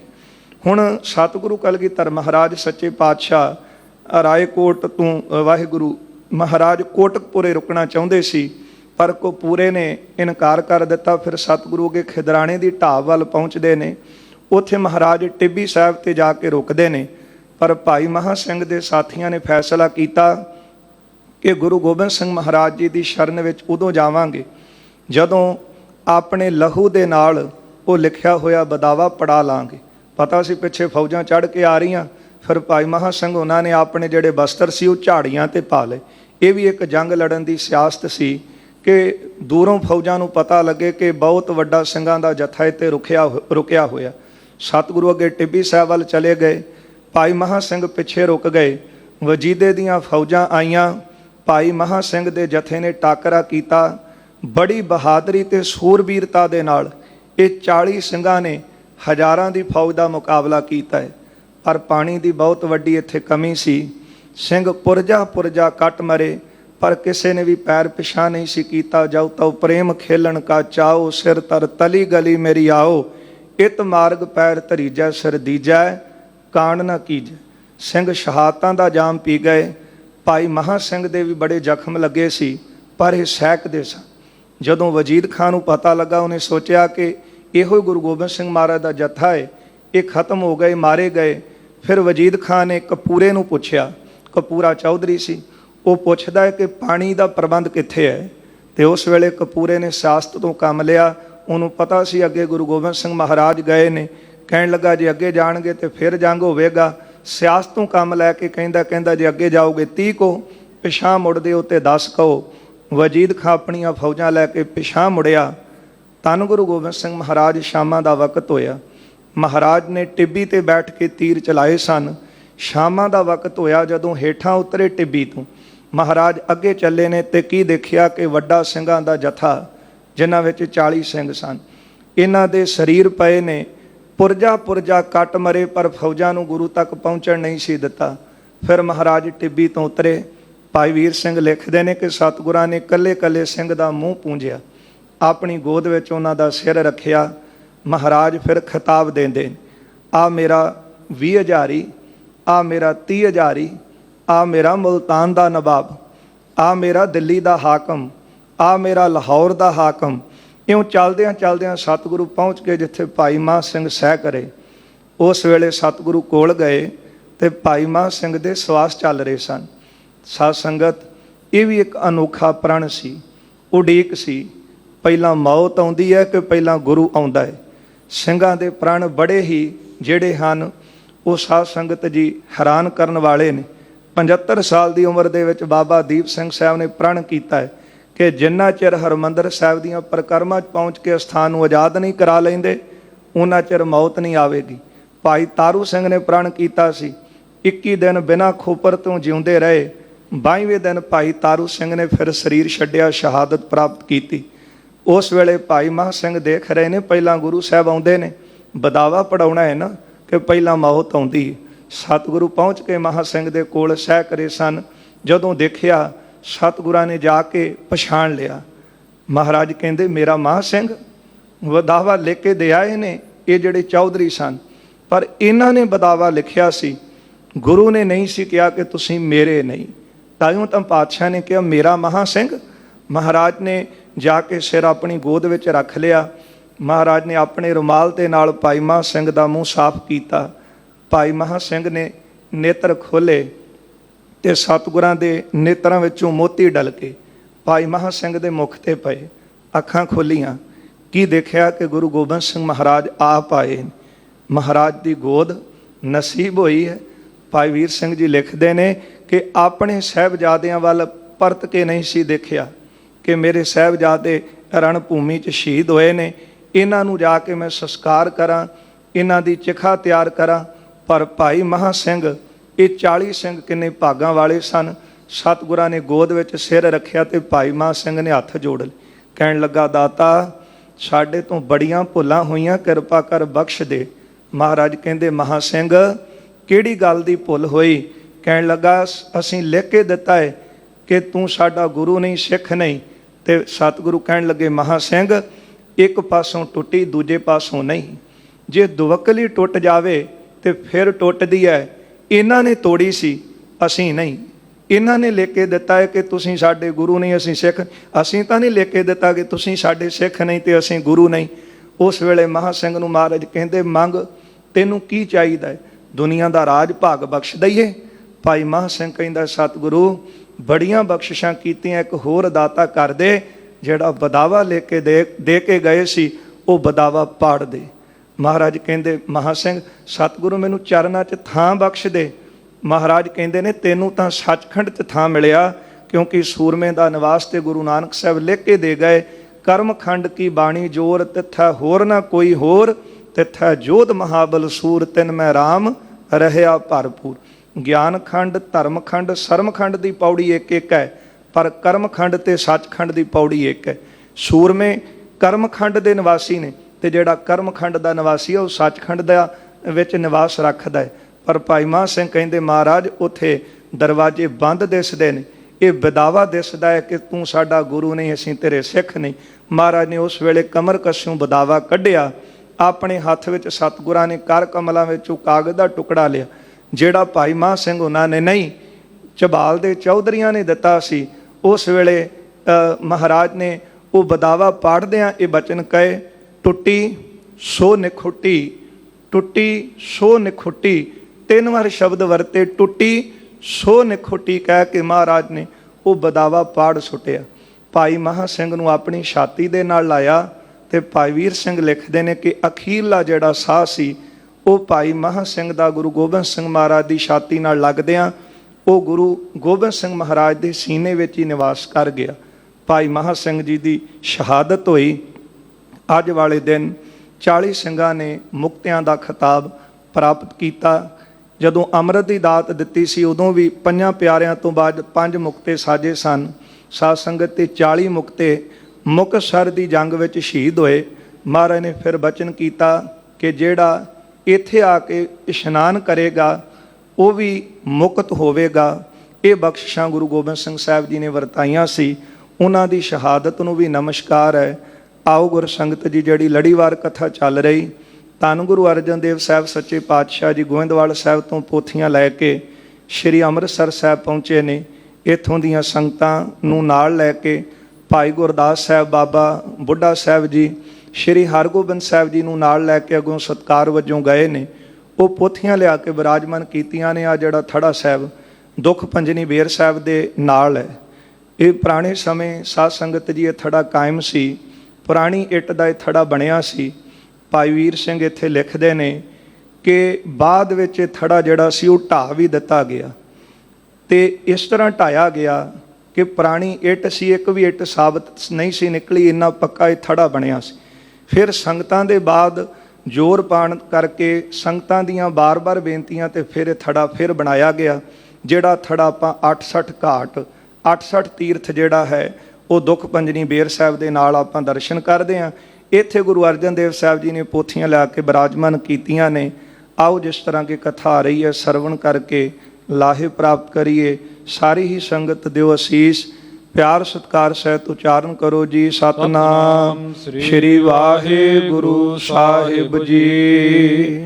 ਤਹਾਂ ਸਥਾਪਿਤ ਕਰ ਪੋਥੀ ਨਾ। ਇਸ ਥੜੇ ਸਾਹਿਬ ਦੇ ਉੱਤੇ ਗੁਰੂ ਅਰਜਨ ਦੇਵ ਸਾਹਿਬ ਜੀ ਨੇ ਬਾਬਾ ਮੋਹਨ ਜੀ ਪਾਸੋਂ 4 ਪਾਤਸ਼ਾਹੀਆਂ ਦੀ ਬਾਣੀ ਜੋ ਪ੍ਰਾਪਤ ਕੀਤੀ ਸੀ ਉਹ ਪੋਥੀਆਂ ਲਿਆ ਕੇ ਥੜਾ ਸਾਹਿਬ ਬਿਰਾਜਮਾਨ ਕੀਤੀਆਂ ਨੇ। ਟਿਕੇ ਨਿਕਟ ਗੁਰ ਆਨੰਦ ਭੀਨ। ਸਤਿਗੁਰੂ ਆਪ ਆਨੰਦ ਵਿੱਚ ਚਿੱਤ ਭਿੱਜਾ ਹੈ।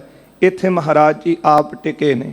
ਸਾਧ ਸੰਗਤ ਜਦੋਂ ਪੋਥੀਆਂ ਪ੍ਰਾਪਤ ਕੀਤੀਆਂ ਤੇ ਗੁਰੂ ਅਰਜਨ ਦੇਵ ਸਾਹਿਬ ਜੀ ਨੇ ਇੱਥੇ ਆ ਕੇ ਹੀ ਤਾਂ ਇਹ ਪਾਵਨ ਸ਼ਬਦ ਉਚਾਰਨ ਕੀਤਾ ਸੀ ਜਿਹੜਾ ਆਪਾਂ ਗੁਰੂ ਗ੍ਰੰਥ ਸਾਹਿਬ ਜੀ ਅੰਦਰ ਪੜ੍ਹਦੇ ਹਾਂ। ਹਮ ਤਨਵੰਤ ਭਾਗਟ ਸਚ ਨਾਏ, ਹਰ ਗੁਣ ਗਾਵੈ ਸਹਿਜ ਸੁਭਾਏ। ਅਸੀਂ ਇਹ ਧਨ ਪਾ ਕੇ ਭਾਗਾਂ ਵਾਲੇ ਹੋ ਗਏ। ਕਿਉਂਕਿ ਜਦੋਂ ਬਾਪ ਦਾਦਿਆਂ ਦਾ ਧਨ ਬੱਚੇ ਨੂੰ ਸੁੱਤੇ ਸਿੱਧ ਮਿਲ ਜਾਵੇ ਨਾ ਤੇ ਬੜੀ ਖੁਸ਼ੀ ਹੁੰਦੀ ਹੈ। ਇੱਕ ਤਾਂ ਹੁੰਦਾ ਆਪ ਕਮਾਣਾ ਪਵੇ, ਇੱਕ ਜਦੋਂ ਬਾਪ ਦਾਦੇ ਦੀ ਜਾਇਦਾਦ ਮਿਲਦੀ ਹੈ ਤੇ ਬੜੀ ਖੁਸ਼ੀ ਹੁੰਦੀ ਹੈ ਕਿ ਸਾਨੂੰ ਮਿਲ ਗਈ, ਅਸੀਂ ਹੁਣ ਉਹਦੇ ਵਾਰਿਸ ਹਾਂ। ਗੁਰੂ ਅਰਜਨ ਦੇਵ ਸਾਹਿਬ ਕਹਿੰਦੇ ਨੇ ਸਾਡੇ ਲਈ ਧਨ ਕਿਹੜਾ ਹੈ? ਆਹ ਨਾਮ ਦਾ ਖਜ਼ਾਨਾ ਜਿਹੜਾ ਗੁਰੂ ਸਾਹਿਬ ਨੇ ਸਾਨੂੰ ਸਾਡੇ ਉਧਾਰ ਵਾਸਤੇ, ਸਾਡੀ ਕਲਿਆਣ ਵਾਸਤੇ ਗੁਰੂ ਗ੍ਰੰਥ ਸਾਹਿਬ ਜੀ ਦਾ ਸਰੂਪ ਲਿਖਵਾਇਆ। ਮਹਾਰਾਜ ਕਹਿੰਦੇ ਸਾਡਾ ਤੇ ਇਹੋ ਹੀ ਖਜ਼ਾਨਾ, ਸਾਡੇ ਵੱਡੇ ਸਤਿਗੁਰਾਂ ਦੀ ਕਮਾਈ। ਹਮ ਤਨਵੰਤ ਭਗਤ ਸਚ ਨਾਏ, ਹਰ ਗੁਣ ਗਾਵੈ ਸਹਿਜ ਸੁਭਾਏ। ਪਿਉ ਦਾਦੇ ਕਾ ਖੋਲ ਡਿਠਾ ਖਜ਼ਾਨਾ, ਤਾਂ ਮੇਰਾ ਮਨ ਭਇਆ ਨਦਾਨਾ। ਰਤਨ ਲਾਲ ਜਾ ਕਾ ਕਛੂ ਨਾ ਮੋਲ, ਭਰੇ ਭੰਡਾਰ ਅਖੂਟ ਅਤੋਲ। ਖਾਵੈ ਖਰਚਾ ਰਲ ਮਿਲ ਭਾਈ, ਤੋਟ ਨਾ ਆਵੈ ਵੱਧ ਦੋ ਜਾਈ। ਕਹੋ ਨਾਨਕ ਜਿਸ ਮਸਤਕ ਲੇਖ ਲਿਖਾਏ, ਸੋਇਤ ਖਜ਼ਾਨਾ ਲਿਆ ਰਲਾਏ। ਧੰਨ ਗੁਰੂ ਅਰਜਨ ਦੇਵ ਸਾਹਿਬ ਜੀ ਨੇ ਇੱਥੇ ਪੋਥੀਆਂ ਵਿਰਾਜਮਾਨ ਕੀਤੀਆਂ।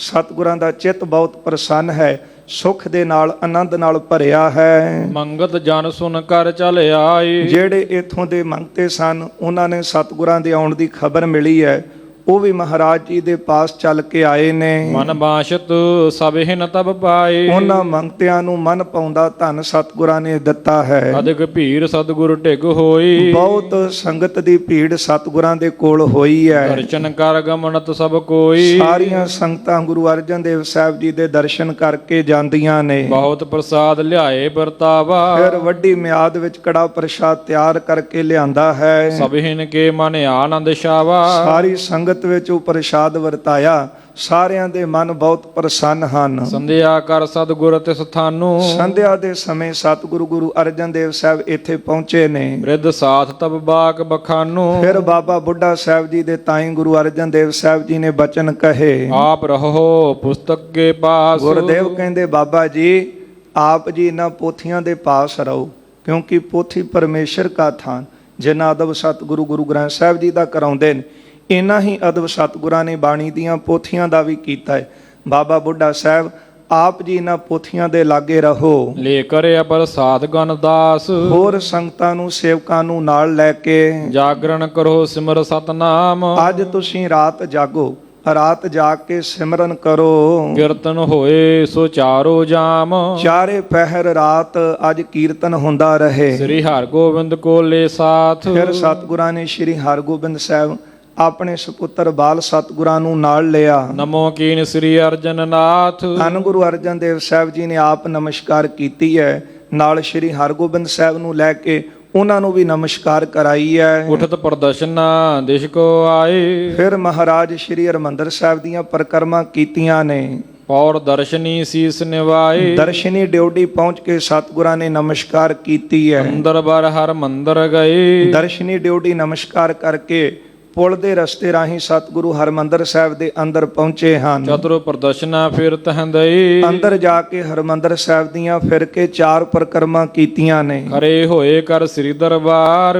ਸ੍ਰੀ ਦਰਬਾਰ ਸਾਹਿਬ ਦੇ ਅੰਦਰ ਸਤਿਗੁਰਾਂ ਨੇ ਖੜੇ ਹੋ ਕੇ ਹੱਥ ਜੋੜ ਕਰ ਬਿਨੈ ਉਚਾਰ। ਆਪਣੇ ਦੋਵੇਂ ਹੱਥ ਜੋੜੇ ਗੁਰੂ ਰਾਮਦਾਸ ਜੀ ਦੇ ਚਰਨਾਂ 'ਚ ਬੇਨਤੀਆਂ ਕੀਤੀਆਂ। ਨਮਸਕਾਰ ਕਰ ਕੈ ਬਹੁ ਭਾਹੂ। ਅਰਦਾਸ ਕਰਕੇ ਬੜੇ ਪ੍ਰੇਮ ਦੇ ਨਾਲ, ਭਾਵਨਾ ਨਾਲ ਨਮਸਕਾਰ ਕਰਕੇ ਹਟੇ ਬਹੁ ਰਜਨ ਪ੍ਰੇਮ ਸੁਭਾਉ। ਮਹਾਰਾਜ ਵਾਪਸ ਆਏ ਨੇ, ਜਿਨ੍ਹਾਂ ਸਤਿਗੁਰਾਂ ਦਾ ਸੁਭਾਅ ਪ੍ਰੇਮ ਵਾਲਾ ਹੈ। ਸ੍ਰੀ ਹਰਗੋਬਿੰਦ ਸੰਗ ਸੁਹਾਏ। ਆਪਣੇ ਨਾਲ ਸ੍ਰੀ ਹਰਗੋਬਿੰਦ ਸਾਹਿਬ ਜੀ ਨੂੰ ਲਿਆ ਹੈ। ਮੰਦ ਮੰਦ ਆਪਣੇ ਘਰ ਆਏ। ਹੌਲੀ ਹੌਲੀ ਸਤਿਗੁਰੂ ਜਿਹੜਾ ਬਾਜ਼ਾਰ ਹੈ, ਇਹਦੇ ਰਸਤੇ ਰਾਹੀਂ ਆਪਣੇ ਘਰ ਸਤਿਗੁਰਾਂ ਦੇ ਗੁਰੂ ਕੇ ਮਹਿਲ ਨੇ, ਉੱਥੇ ਮਹਾਰਾਜ ਗਏ ਹਨ। ਦਾਸੀ ਦਾਸ ਆਨ ਪਗ ਲਾਗੇ। ਸੇਵਕ ਅਤੇ ਦਾਸੀਆਂ ਸਤਿਗੁਰਾਂ ਦੇ ਚਰਨਾਂ 'ਚ ਨਮਸਕਾਰ ਕਰਨ ਆਈਆਂ ਨੇ। ਜੀ ਕੁਸ਼ਲ ਗੁਰੂ ਰਸ ਪਾਗੇ। ਸਾਰਿਆਂ ਨੂੰ ਸਤਿਗੁਰਾਂ ਨੇ ਸੁਖ ਸਾਂਦ ਪੁੱਛੀ ਹੈ। ਅੰਤਰ ਪ੍ਰਵੇਸ਼ੇ ਉਠ ਸ੍ਰੀ ਗੰਗਾ। ਫਿਰ ਮਹਾਰਾਜ ਅੰਦਰ ਗਏ ਨੇ ਤੇ ਘਰ ਦੇ ਵਿੱਚ ਸਤਿਗੁਰਾਂ ਦੇ ਪਤਨੀ,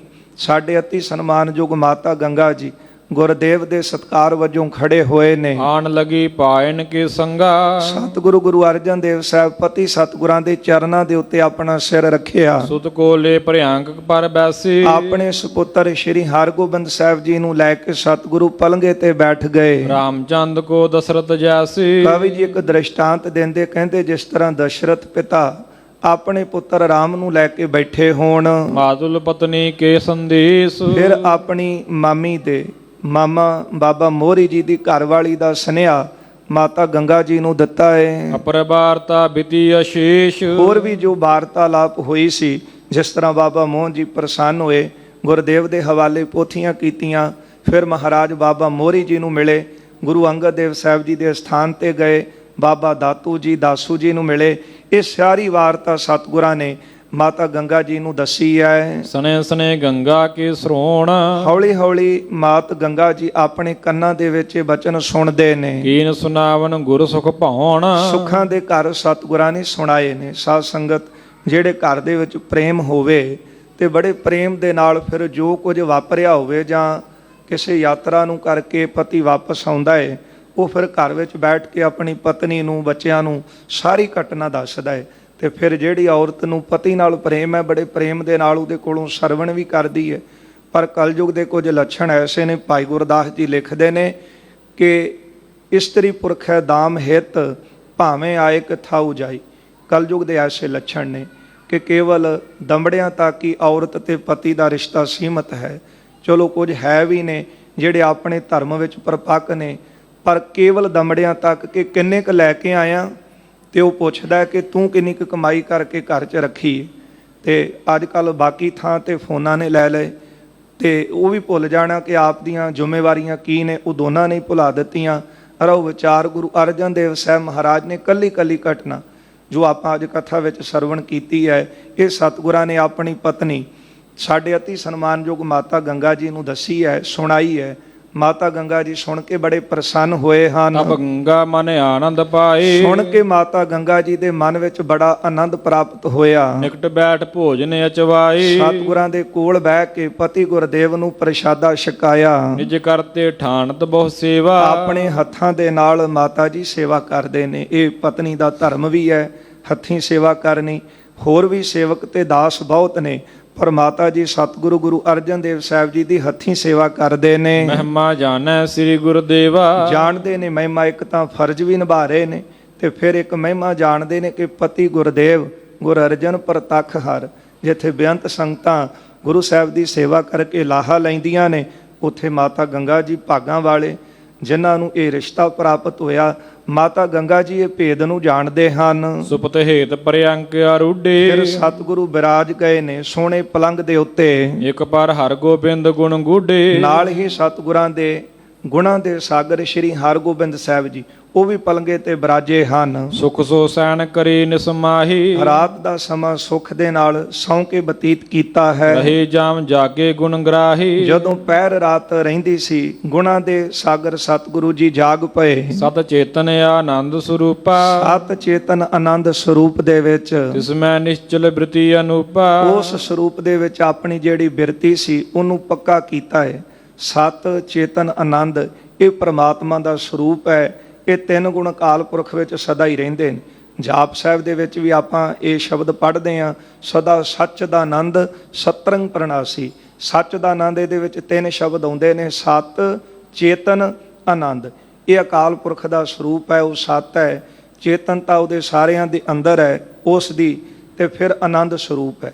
ਤੇ ਇਹੋ ਹੀ ਸਰੂਪ ਗੁਰੂ ਦਾ, ਇਹੋ ਹੀ ਸਰੂਪ ਗੁਰੂ ਕੇ ਸਿੱਖਾਂ ਦਾ ਵੀ। ਪਰ ਉਹ ਸਿੱਖ ਜਿਨ੍ਹਾਂ ਬਾਰੇ ਗੁਰੂ ਕਲਗੀਧਰ ਸਾਹਿਬ ਜੀ ਕਹਿੰਦੇ ਨੇ, ਗੁਰਬਾਣੀ ਰਤ ਨਿਸਰ ਭੋਰ, ਜਿਹੜੇ ਦਿਨ ਰਾਤ ਜਿਨ੍ਹਾਂ ਦੇ ਹਿਰਦੇ ਗੁਰਬਾਣੀ ਵਿੱਚ ਰੰਗੇ ਰਹਿੰਦੇ ਨੇ ਨਾ, ਉਹ ਫਿਰ ਆਤਮਾ ਦਾ ਸਰੂਪ ਜਾਣ ਕੇ ਆਪਣਾ ਸਰੂਪ ਇਹ ਨਹੀਂ ਸਮਝਦੇ, ਇਹ ਤਾਂ ਹੈ ਹੀ ਨਾਸ਼ਵੰਤ ਹੈ। ਤਾਈਓ ਤਾਂ ਫਿਰ ਉਹ ਬੰਦ ਕੱਟਿਆ ਜਾਵੇ, ਆਰਾ ਚੱਲਣ ਤੇ ਸਰੀਰ ਦੇ ਟੁਕੜੇ ਟੁਕੜੇ ਹੋਣ ਤੇ ਪਰਵਾਹ ਨਹੀਂ ਕਰਦੇ, ਕਿਉਂਕਿ ਅਸਲ ਵਿੱਚ ਸਰੂਪ ਆਤਮ ਸਰੂਪ ਹੈ।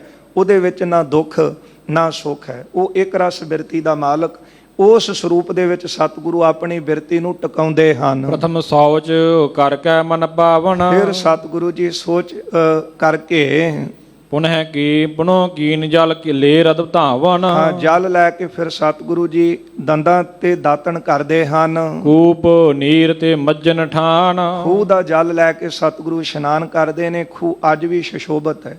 ਜਦੋਂ ਆਪ ਗੁਰੂ ਕੇ ਮਹਿਲ ਦਰਸ਼ਨ ਕਰਨ ਜਾਂਦੇ ਹੋ, ਗੁਰੂ ਤੇਗ ਬਹਾਦਰ ਸਾਹਿਬ ਜੀ ਦਾ ਪ੍ਰਕਾਸ਼ ਸਥਾਨ ਹੈ, ਗੁਰੂ ਅਰਜਨ ਦੇਵ ਸਾਹਿਬ ਜੀ ਦਾ ਨਿਵਾਸ ਸਥਾਨ, ਗੁਰੂ ਰਾਮਦਾਸ ਮਹਾਰਾਜ ਜੀ ਨੇ ਇਹ ਨਿਵਾਸ ਜਿਹੜਾ ਸੀ ਬਣਵਾਇਆ ਸੀ। ਤੇ ਉਸ ਖੂਹ ਦਾ ਜਲ ਲੈ ਕੇ ਸਤਿਗੁਰੂ ਇਸ਼ਨਾਨ ਕਰਦੇ ਹਨ। ਗੁਣ ਦੁਖ ਭੰਜਨ ਕੀ ਨਿਸ਼ਨਾਨ, ਪਹਿਲਾਂ ਖੂਹ 'ਚ ਇਸ਼ਨਾਨ ਕਰਕੇ ਖੂਹ ਦੇ ਜਲ ਦੇ ਨਾਲ ਫਿਰ ਦੁੱਖ ਭੰਜਨੀ ਬੇਰੀ ਆ ਕੇ ਇਸ਼ਨਾਨ ਕਰਦੇ ਨੇ। ਸਾਧ ਸੰਗਤ, ਇਹ ਨੇਮ ਆਪਾਂ ਨੂੰ ਜਿਹੜਾ ਧਿਆਨ ਵਿੱਚ ਰੱਖਣਾ ਚਾਹੀਦਾ ਹੈ। ਬਹੁਤ ਵੱਡਾ ਲਾਭ ਹੈ ਜਿਹੜਾ ਖਜ਼ਾਨਾ ਸਤਿਗੁਰੂ ਗੁਰੂ ਰਾਮਦਾਸ ਗੁਰੂ ਅਰਜਨ ਦੇਵ ਸਾਹਿਬ ਸਾਨੂੰ ਦੇ ਕੇ ਗਏ ਨੇ ਨਾ, ਇਹ ਸਾਡੇ ਪਿਓ ਦਾਦੇ ਦਾ ਖਜ਼ਾਨਾ ਹੈ। ਜਿਹੜੇ ਮਹਾਰਾਜ ਨੇ ਸਰੋਵਰਾਂ 'ਚ ਬਖਸ਼ਿਸ਼ਾਂ ਕੀਤੀਆਂ, ਹੋਰ ਅਸਥਾਨਾਂ ਦੇ ਦਰਸ਼ਨਾਂ ਵਿੱਚ ਜਿਹੜੀਆਂ ਬਖਸ਼ਿਸ਼ਾਂ ਨੇ, ਹਾਂ ਇਹ ਤਰਕ ਬਿਰਤੀ ਵਾਲੇ ਤਾਂ ਸਮਝ ਨਹੀਂ ਸਕਦੇ, ਪ੍ਰੇਮ ਵਾਲੇ ਸਮਝ ਲੈਂਦੇ ਕਿ ਜੋ ਗੁਰੂ ਸਾਹਿਬ ਨੇ ਕਮਾਈ ਕੀਤੀ, ਆਪਣੇ ਕਮਾਈ ਵਿੱਚੋਂ ਸਾਨੂੰ ਖਜ਼ਾਨਾ ਬਖਸ਼ ਦਿੱਤਾ। ਪਰ ਨੇਮ ਇਹ ਵੀ ਕਾਇਮ ਜਿਹੜਾ ਸਮਝਣਾ ਜ਼ਰੂਰੀ ਹੈ ਕਿ ਸਰੋਵਰ ਵਿੱਚ ਇਸ਼ਨਾਨ ਕਰਨ ਤੋਂ ਪਹਿਲਾਂ ਸਾਨੂੰ ਬਾਹਰ ਇਸ਼ਨਾਨ ਕਰਨਾ। ਜੇ ਦੂਰੋਂ ਸਫ਼ਰ ਕਰਕੇ ਆਏ ਹਾਂ, ਸਰੀਰ ਤੇ ਪਸੀਨਾ ਆਇਆ ਤੇ ਆਦਿਕ ਉਕਰਿਆ ਹੋਈ ਹੈ, ਤੇ ਫਿਰ ਬਾਹਰ ਇਸ਼ਨਾਨ ਕਰਨਾ ਉਹ ਜ਼ਰੂਰੀ ਹੈ। ਇਹ ਸਾਨੂੰ ਦੂਜਿਆਂ ਨੂੰ ਵੀ ਦੱਸਣਾ ਚਾਹੀਦਾ ਹੈ। ਜਿਹੜੇ ਬਾਹਰੋਂ ਕੁਝ ਯਾਤਰੂ ਆਉਂਦੇ ਨੇ, ਕਈ ਵਾਰ ਉਹਨਾਂ ਨੂੰ ਇਹ ਨੇਮ ਨਾ ਪਤਾ ਹੋਣ ਕਰਕੇ, ਇਹ ਲਾਭ ਤਾਂ ਉਹਨਾਂ ਨੂੰ ਪਤਾ ਹੈ ਕਿ ਸਰੋਵਰ ਅੰਮ੍ਰਿਤਮਈ ਹੈ, ਇਹਦੇ ਵਿੱਚ ਇਸ਼ਨਾਨ ਕਰਨ ਨਾਲ ਬਖਸ਼ਿਸ਼ਾਂ ਮਿਲ ਜਾਂਦੀਆਂ ਨੇ। ਰਾਮਦਾਸ ਸਰੋਵਰ ਨਾਤੇ ਸਭ ਉਤਰੇ ਪਾਪ ਕਮਾਤੇ, ਨਿਰਮਲ ਹੋਏ ਕਰ ਇਸ਼ਨਾਨਾ ਗੁਰ ਪੂਰੈ ਕੀਨੇ ਦਾਨ। ਪਰ ਇਹ ਸਾਨੂੰ ਮਰਿਆਦਾ ਸਮਝਣੀ ਚਾਹੀਦੀ। ਸਤਿਗੁਰੂ ਆਪ ਪਹਿਲਾਂ ਨਿਭਾ ਰਹੇ, ਪਹਿਲਾਂ ਖੂਹ ਦੇ ਜਲ ਵਿੱਚ ਇਸ਼ਨਾਨ ਕੀਤਾ, ਫਿਰ ਪਾਵਨ ਸਰੋਵਰ ਵਿੱਚ ਇਸ਼ਨਾਨ ਕਰਦੇ ਹਨ। ਖੜੇ ਜਾਏ ਬੈਠੇ ਸੁਖ ਭਾਉਣਾ। ਫਿਰ ਸਤਿਗੁਰੂ ਜੀ ਆ ਦੁੱਖ ਭੰਜਨੀ ਬੇਰ 'ਚ ਇਸ਼ਨਾਨ ਕਰਕੇ ਇੱਥੇ, ਤੇ ਨਾਲ ਹੀ ਥੜਾ ਸਾਹਿਬ ਜਿੱਥੇ ਰਾਤ ਸਾਰੀ ਬਾਣੀ ਦਾ ਅੱਜ ਪ੍ਰਵਾਹ ਚੱਲਿਆ, ਬਾਬਾ ਬੁੱਢਾ ਸਾਹਿਬ ਜੀ ਨੇ ਆਪਣੇ ਹੱਥ 'ਚ ਚੌਰ ਲੈ ਕੇ ਪੋਥੀਆਂ ਨੂੰ ਚੌਰ ਕੀਤਾ ਹੈ। ਰਾਤ ਸਾਰੀ ਸਿੱਖ ਸੰਗਤ ਗੁਰਬਾਣੀ ਦਾ ਕੀਰਤਨ ਗਾਇਨ ਕਰਦੀ ਰਹੀ। ਇੱਥੇ ਮਹਾਰਾਜ ਆਪ ਪਹੁੰਚ ਗਏ ਹਨ। ਅਜੱਪਾ ਜਾਪ ਜਪਿਓ ਕਰ ਮੌਣ। ਹਾਂ, ਇੱਥੇ ਅਜੱਪਾ ਜਾਪ ਜਿਹੜਾ ਸੀ ਉਹ ਮੌਨ ਧਾਰ ਕੇ ਜਪ ਰਹੇ ਹਨ। ਗੁਣ ਪ੍ਰਾਚੀ ਦਿਸ਼ ਭੀ ਅਰਨਾਈ। ਫਿਰ ਪੂਰਬ ਵਾਲੀ ਦਿਸ਼ਾ ਤੋਂ ਜਿਹੜੀ ਸੂਰਜ ਦੀ ਲਾਲੀ ਸੀ ਉਹ ਦਿਖਾਈ ਦਿੱਤੀ ਹੈ, ਤਿਮਰ ਨਸਿਓ ਝਟਕਾ ਚਹਕਾਈ। ਤੇ ਹਨੇਰਾ ਦੂਰ ਹੋਇਆ ਹੈ। ਤੇ ਜਦੋਂ ਹਨੇਰਾ ਦੂਰ ਹੁੰਦਾ ਹੈ ਤੇ ਉਸ ਤੋਂ ਬਾਅਦ ਫਿਰ ਜਿਹੜਾ ਹੈ ਝਟਕਾ ਕਹਿੰਦੇ ਚਿੜੀਆਂ ਨੂੰ, ਚਿੜੀਆਂ ਚਹਿਕੀਆਂ ਨੇ। ਪੁਰਾਣਾ ਸਮਾਂ ਆਪਾਂ ਵੀ ਦੇਖਿਆ ਹੀ ਹੈ ਕਿ ਜਦੋਂ ਸੂਰਜ ਦੀ ਲਾਲੀ ਦਿਸਦੀ, ਸੂਰਜ ਚੜ੍ਹਨ ਲੱਗਦਾ ਤੇ ਚਿੜੀਆਂ ਚਹਿਕਦੀਆਂ। ਪੌ ਫਟਾਲੇ ਦਾ ਸਮਾਂ ਹੁੰਦਾ, ਪਰ ਅਜੋਕਾ ਸਮਾਂ ਹੈ। ਬਹੁਤ ਤਕਨੀਕ ਕੱਢੀ ਹੈ, ਤਰੱਕੀਆਂ ਹੋਈਆਂ ਨੇ, ਪਰ ਹੌਲੀ ਹੌਲੀ ਕੁਦਰਤ ਦੇ ਨਾਲ ਵੀ ਬੜਾ ਵੱਡਾ ਖਿਲਵਾੜ ਹੋਇਆ। ਉਹ ਚਿੜੀਆਂ ਅੱਜ ਸਾਨੂੰ ਲੱਭਦੀਆਂ ਨਹੀਂ, ਦਿਸਦੀਆਂ ਨਹੀਂ। ਪਰ ਗੁਰੂ ਅਰਜਨ ਦੇਵ ਸਾਹਿਬ ਮਹਾਰਾਜ ਇੱਥੇ ਆ ਕੇ ਥੜਾ ਸਾਹਿਬ ਬਿਰਾਜਮਾਨ ਹੋਏ। ਪੂਰਬ ਦੀ ਦਿਸ਼ਾ ਤੋਂ ਸੂਰਜ ਦੀ ਲਾਲੀ ਜਿਹੜੀ ਉਹ ਦਿਸੀ ਹੈ। ਜਿਹੜੀਆਂ ਚਿੜੀਆਂ ਸਨ ਉਹ ਚਹਿਕੀਆਂ ਹਨ। ਕਮਲ ਬਿਲੋਚਨ ਬਿਗਸੇ ਦੋਈ। ਕਮਲ ਸਰੀਖੇ ਨੇਤਰ ਸਤਿਗੁਰਾਂ ਦੇ ਖਿੜੇ ਹਨ। ਉਠੇ ਪ੍ਰਭੂ ਪ੍ਰਭਾਤ ਲਖ ਹੋਈ। ਪ੍ਰਭਾਤ ਦਾ ਸਮਾਂ ਜਾਣ ਕੇ ਸਤਿਗੁਰੂ ਜੀ ਉੱਠੇ ਹਨ। ਬੜੀ ਪਰਕਰਮਾ ਕਰ ਫਿਰ ਆਏ। ਫਿਰ ਸਤਿਗੁਰਾਂ ਨੇ ਵੱਡੀਆਂ ਪਰਕਰਮਾਂ ਜਿਹੜੀਆਂ ਸਰੋਵਰ ਵਾਲੀਆਂ ਨੇ ਉਹ ਕੀਤੀਆਂ ਨੇ। ਔਰ ਦਰਸ਼ਨੀ ਸੀਸ ਨਿਵਾਏ। ਫਿਰ ਦਰਸ਼ਨੀ ਡਿਉਢੀ ਆ ਕੇ ਆਪਣਾ ਸਿਰ ਜਿਹੜਾ ਸੀ ਉਹ ਨਵਾਇਆ ਹੈ। ਪੁਨਹ ਜਾਏ ਦਰਬਾਰ ਸੁਬੰਦੀ। ਸ਼੍ਰੀ ਦਰਬਾਰ ਸਾਹਿਬ ਹਰਮੰਦਰ ਸਾਹਿਬ ਅੰਦਰ ਜਾ ਕੇ ਨਮਸਕਾਰ ਕੀਤੀ ਹੈ। ਚਤੁਰ ਪ੍ਰਦਰਸ਼ਨਾ ਕੀਨੇ ਆਨੰਦੀ। ਚਾਰ ਪਰਕਰਮਾਂ ਸਤਿਗੁਰਾਂ ਨੇ ਫਿਰ ਕੀਤੀਆਂ ਨੇ। ਇਹ ਸੰਗਤ ਜੀ ਗੁਰਦੇਵ ਦਾ ਰੋਜ਼ ਦਾ ਨੇਮ ਸੀ, ਜਿਹੜਾ ਨੇਮ ਗੁਰੂ ਕੇ ਸਿੱਖ ਅੱਜ ਵੀ ਨਿਭਾਉਂਦੇ ਹਨ। ਪਰਕਰਮਾਂ ਕਰਨੀਆਂ ਅਸਥਾਨ ਦੀਆਂ, ਹਰਮੰਦਰ ਸਾਹਿਬ ਦੀਆਂ ਪਰਕਰਮਾਂ। ਹੁਣ ਤੇ ਚਲੋ ਸੰਗਤ ਜ਼ਿਆਦਾ ਹੈ, ਅੰਦਰ ਦੀਆਂ ਪਰਕਰਮਾਂ ਕਈ ਵਾਰ ਦਿਨੇ ਨਹੀਂ ਹੁੰਦੀਆਂ, ਪਰ ਅੰਮ੍ਰਿਤ ਵੇਲੇ ਪ੍ਰੇਮੀ ਜਨ ਜਦੋਂ ਇਸ਼ਨਾਨ ਸੇਵਾ ਕਰਦੇ ਨੇ ਉਹ ਨੇਮ ਨਿਭਾ ਜਾਂਦੇ ਨੇ ਆਪਣਾ। ਇੱਥੋਂ ਪਰਕਰਮਾ ਕਰਕੇ ਸਰੋਵਰ ਦੀਆਂ ਪਰਕਰਮਾ ਕੀਤੀਆਂ ਨੇ। ਇਮ ਦਰਸ਼ਨ ਕਰ ਫਿਰ ਪੁਨ ਪਾਏ। ਸਾਰੇ ਅਸਥਾਨ ਦੇ ਸਤਿਗੁਰਾਂ ਨੇ ਦਰਸ਼ਨ ਕਰਕੇ ਬੈਠ ਥੜੇ ਪਰ ਗੁਰੂ ਸੁਹਾਏ। ਇੱਥੇ ਮਹਾਰਾਜ ਹੁਣ ਥੜਾ ਸਾਹਿਬ ਆ ਗਏ ਨੇ, ਦੁੱਖ ਭੰਜਨੀ ਦੇ ਨਾਲ ਥੜਾ ਜਿੱਥੇ ਪੋਥੀਆਂ ਬਿਰਾਜਮਾਨ ਸਨ, ਇੱਥੇ ਆ ਕੇ ਸਤਿਗੁਰੂ ਜੀ ਸ਼ੋਭਨੀਕ ਹੋਏ ਨੇ। ਮਨੋ ਸ਼ੰਭ ਥਿਤ ਕਾ ਥਿਤ ਗਿਰ ਕੈਲਾਸ਼ਾ। ਕਵੀ ਜੀ ਦ੍ਰਿਸ਼ਟਾਂਤ ਦਿੰਦੇ ਮਾਨੋ ਕਿ ਸ਼ੰਭੂ ਕੈਲਾਸ਼ ਪਰਬਤ ਦੇ ਉੱਤੇ ਆਸਣ ਲਾ ਕੇ ਬਿਰਾਜਮਾਨ ਹੋਣ। ਸੁਰਜਿਮ ਸਿੱਖ ਬੈਸੇ ਚੌਹ ਪਾਸਾ। ਤੇ ਦੇਵਤੇ ਰੂਪੀ ਸਿੱਖ ਚਾਰੇ ਪਾਸੇ ਗੁਰਦੇਵ ਦੇ ਬੈਠੇ ਹਨ। ਸੰਗਤ ਆਏ ਲਗਿਓ ਦੀਵਾਨ। ਵੱਡੀ ਇਕੱਠ ਸੰਗਤ ਦਾ ਹੋਇਆ ਹੈ, ਕਿਉਂਕਿ ਗੁਰਦੇਵ ਦੇ ਆਉਣ ਦੀ ਖਬਰ ਮਿਲੀ ਹੈ। ਦੂਰੋਂ ਦੂਰੋਂ ਸੰਗਤਾਂ ਦਰਸ਼ਨਾਂ ਲਈ ਆਈਆਂ। ਸੋਹਣਾ ਦੀਵਾਨ ਸਜਿਆ ਹੈ। ਵਿੱਚ ਬਿਰਾਜੇ ਕਿਰਪਾ ਨਿਧਾਨ। ਉਹਨਾਂ ਸੰਗਤਾਂ ਦੇ ਵਿੱਚ ਕਿਰਪਾ ਦੇ ਸਾਗਰ, ਕਿਰਪਾ ਦੇ ਖਜ਼ਾਨੇ ਬਿਰਾਜਮਾਨ ਹੋਏ ਨੇ। ਸ੍ਰੀ ਮੁਖ ਤੇ ਬੋਲੇ ਬਚਿਆ ਸੀ। ਆਪਣੇ ਮੁਖ ਤੋਂ ਸਤਿਗੁਰੂ ਜੀ ਨੇ ਬਚਨ ਕਹੇ ਨੇ। ਨਿਕਸੇ ਕਮਲ ਖਰੇ ਅਲ ਜਾਸੀ। ਗੁਰਦੇਵ ਦੇ ਕਮਲ ਸਰੀਖੇ ਨੇਤਰ ਖਿੜੇ ਹਨ। ਚਿਤ ਦੇ ਸੋਨਾ ਭਾਈ ਗੁਰਦਾਸ। ਮਹਾਰਾਜ ਕਹਿੰਦੇ ਭਾਈ ਗੁਰਦਾਸ ਸਾਹਿਬ ਜੀ ਚਿੱਤ ਦੇ ਕੇ ਸਾਡੀ ਗੱਲ ਸੁਣੋ। ਜਦੋਂ ਆਪਾਂ ਕਹਿੰਦੇ ਧਿਆਨ ਨਾਲ ਸਾਡੀ ਗੱਲ ਸੁਣੋ, ਸਤਿਗੁਰੂ ਕਹਿੰਦੇ ਭਾਈ ਸਾਹਿਬ ਜੀ ਸਾਡੀ ਗੱਲ ਸੁਣੋ ਧਿਆਨ ਨਾਲ। ਪਰ ਉਪਕਾਰ ਬੜੋ ਸੁਖਰਾਸ। ਇਹ ਬਹੁਤ ਵੱਡਾ ਪਰਉਪਕਾਰ ਹੈ ਤੇ ਸਿੱਖਾਂ ਨੂੰ ਇਹਦੇ ਨਾਲ ਬਹੁਤ ਵੱਡਾ ਸੁਖ ਪ੍ਰਾਪਤ ਹੋਵੇਗਾ। ਦੇਖ ਦੇਖ ਕਰ ਸਭ ਪੋਥੀ ਨਾ। ਦੇਖ ਦੇਖ ਕੇ ਸਾਰਿਆਂ ਦਾ ਭਲਾ ਹੋਵੇਗਾ। ਕਰੋ ਗ੍ਰੰਥ ਸਾਹਿਬ ਰਸ ਭੀਨਾ। ਹੁਣ ਇਹ ਰਸਦਾਇਕ ਸ੍ਰੀ ਗ੍ਰੰਥ ਸਾਹਿਬ ਦੀ ਬੀੜ ਤਿਆਰ ਕਰਾਂਗੇ। ਸਮਤ ਬਿਲੋਚਨ ਜਿਨ ਕੇ ਨਾਹੇ ਨਾ। ਜਿਨ੍ਹਾਂ ਦੇ ਸ਼੍ਰੇਸ਼ਟ ਬੁੱਧੀ ਰੂਪੀ ਨੇਤਰ ਨਹੀਂ ਹਨ। ਸਮਦਮ ਸਬਲ ਸੋ ਬਾਹੇ ਜਾਹੇ ਨਾ। ਤੇ ਸਮ ਦਮ ਸਬਲ ਸੁਬਾਹੇ ਜਾਹੇ ਨਾ। ਸਮ ਅਤੇ ਦਮ। ਸਮ ਹੁੰਦਾ ਹੈ ਮਨ ਦੀਆਂ ਵਾਸ਼ਨਾਵਾਂ ਰੋਕਣੀਆਂ, ਦਮ ਹੁੰਦਾ ਹੈ ਇੰਦਰੀਆਂ ਨੂੰ ਵਸ ਵਿੱਚ ਕਰ ਲੈਣ। ਗੁਰਦੇਵ ਕਹਿੰਦੇ ਇਹ ਇੱਕ ਬਾਹਾਂ ਜਿਨ੍ਹਾਂ ਕੋਲ ਨਹੀਂ ਹਨ। ਤਪ ਮਖ ਪਗ ਤੇ ਜੇ ਨਰਹੀਨੇ। ਤਪ ਕਰਨਾ, ਜਗ ਕਰਨਾ, ਇਸ ਪੈਰ ਤੋਂ ਜਿਹੜੇ ਲੋਕ ਹੀਣੇ ਹਨ, ਤਿਨ ਹਿਤ ਸੇਤ ਰਚੋ ਹਿਤ ਦੀਨੇ। ਉਹਨਾਂ ਦੇ ਵਾਸਤੇ ਗੁਰਦੇਵ ਕਹਿੰਦੇ ਹਿਤ ਦੀਨੇ, ਭਲੇ ਵਾਸਤੇ ਇਹ ਸੇਤ ਰਚੋ। ਸੇਤ ਨਾਮ ਹੈ ਪੁਲ ਦਾ। ਗੁਰੂ ਸਾਹਿਬ ਕਹਿੰਦੇ ਇਹ ਪੁਲ ਰਚਾਂਗੇ। ਤੇ ਕਿਹੜਾ ਪੁਲ ਸਤਿਗੁਰਾਂ ਨੇ ਦਿੱਤਾ? ਸੰਸਾਰ ਸਾਗਰ ਤੋਂ ਤਾਰਨ ਵਾਸਤੇ।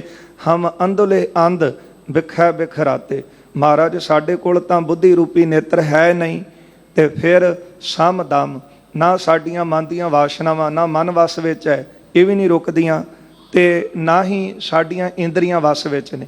ਇਹ ਸਾਡੀਆਂ ਬਾਹਾਂ ਹੈ ਨਹੀਂ। ਨਾ ਅਸੀਂ ਤਪ ਕਰਦੇ ਹਾਂ, ਨਾ ਕੋਈ ਜਗ ਕੀਤਾ ਹੈ।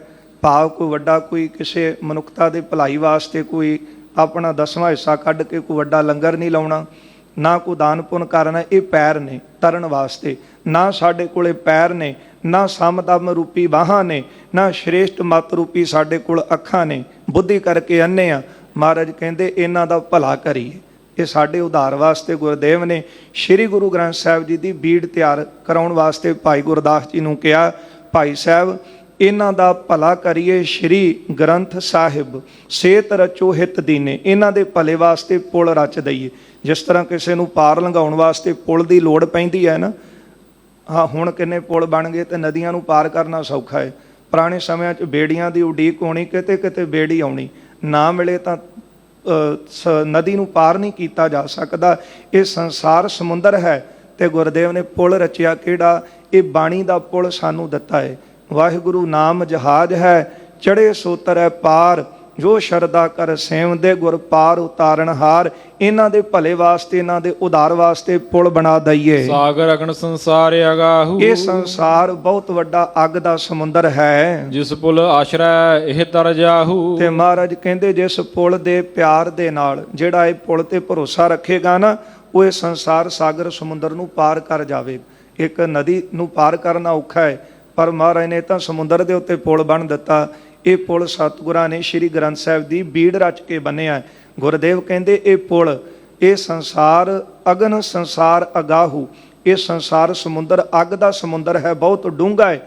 ਇਹਦੇ ਤੇ ਜਿਹੜਾ ਬਾਣੀ ਤੇ ਭਰੋਸਾ ਰੱਖੇਗਾ ਉਹ ਇਹ ਸੰਸਾਰ ਸਾਗਰ ਨੂੰ ਪਾਰ ਕਰ ਜਾਵੇਗਾ। ਸੋਚਤ ਲਾਏ ਬਣਾਵਨ ਕੀਜਾ। ਗੁਰਦੇਵ ਕਹਿੰਦੇ ਭਾਈ ਗੁਰਦਾਸ ਸਾਹਿਬ ਜੀ ਚਿੱਤ ਲਾ ਕੇ ਪ੍ਰੇਮ ਦੇ ਨਾਲ ਤੁਸੀਂ ਉਹ ਪੁਲ ਜਿਹੜਾ ਹੈ ਉਹ ਬੰਨੋ। ਨਾਰੇ ਅਸੰਖ ਕੋ ਹਿਤ ਕਰ ਦੀਜਾ। ਤੇ ਅਸੰਖਾਂ ਹੀ ਮਨੁੱਖਾਂ ਦਾ, ਜਾਨੀ ਕਿ ਅਣਗਿਣਤ ਮਨੁੱਖਾਂ ਦਾ ਤੁਸੀਂ ਭਲਾ ਕਰ ਦਿਓ, ਉਹਨਾਂ ਦੇ ਭਲੇ ਵਾਸਤੇ।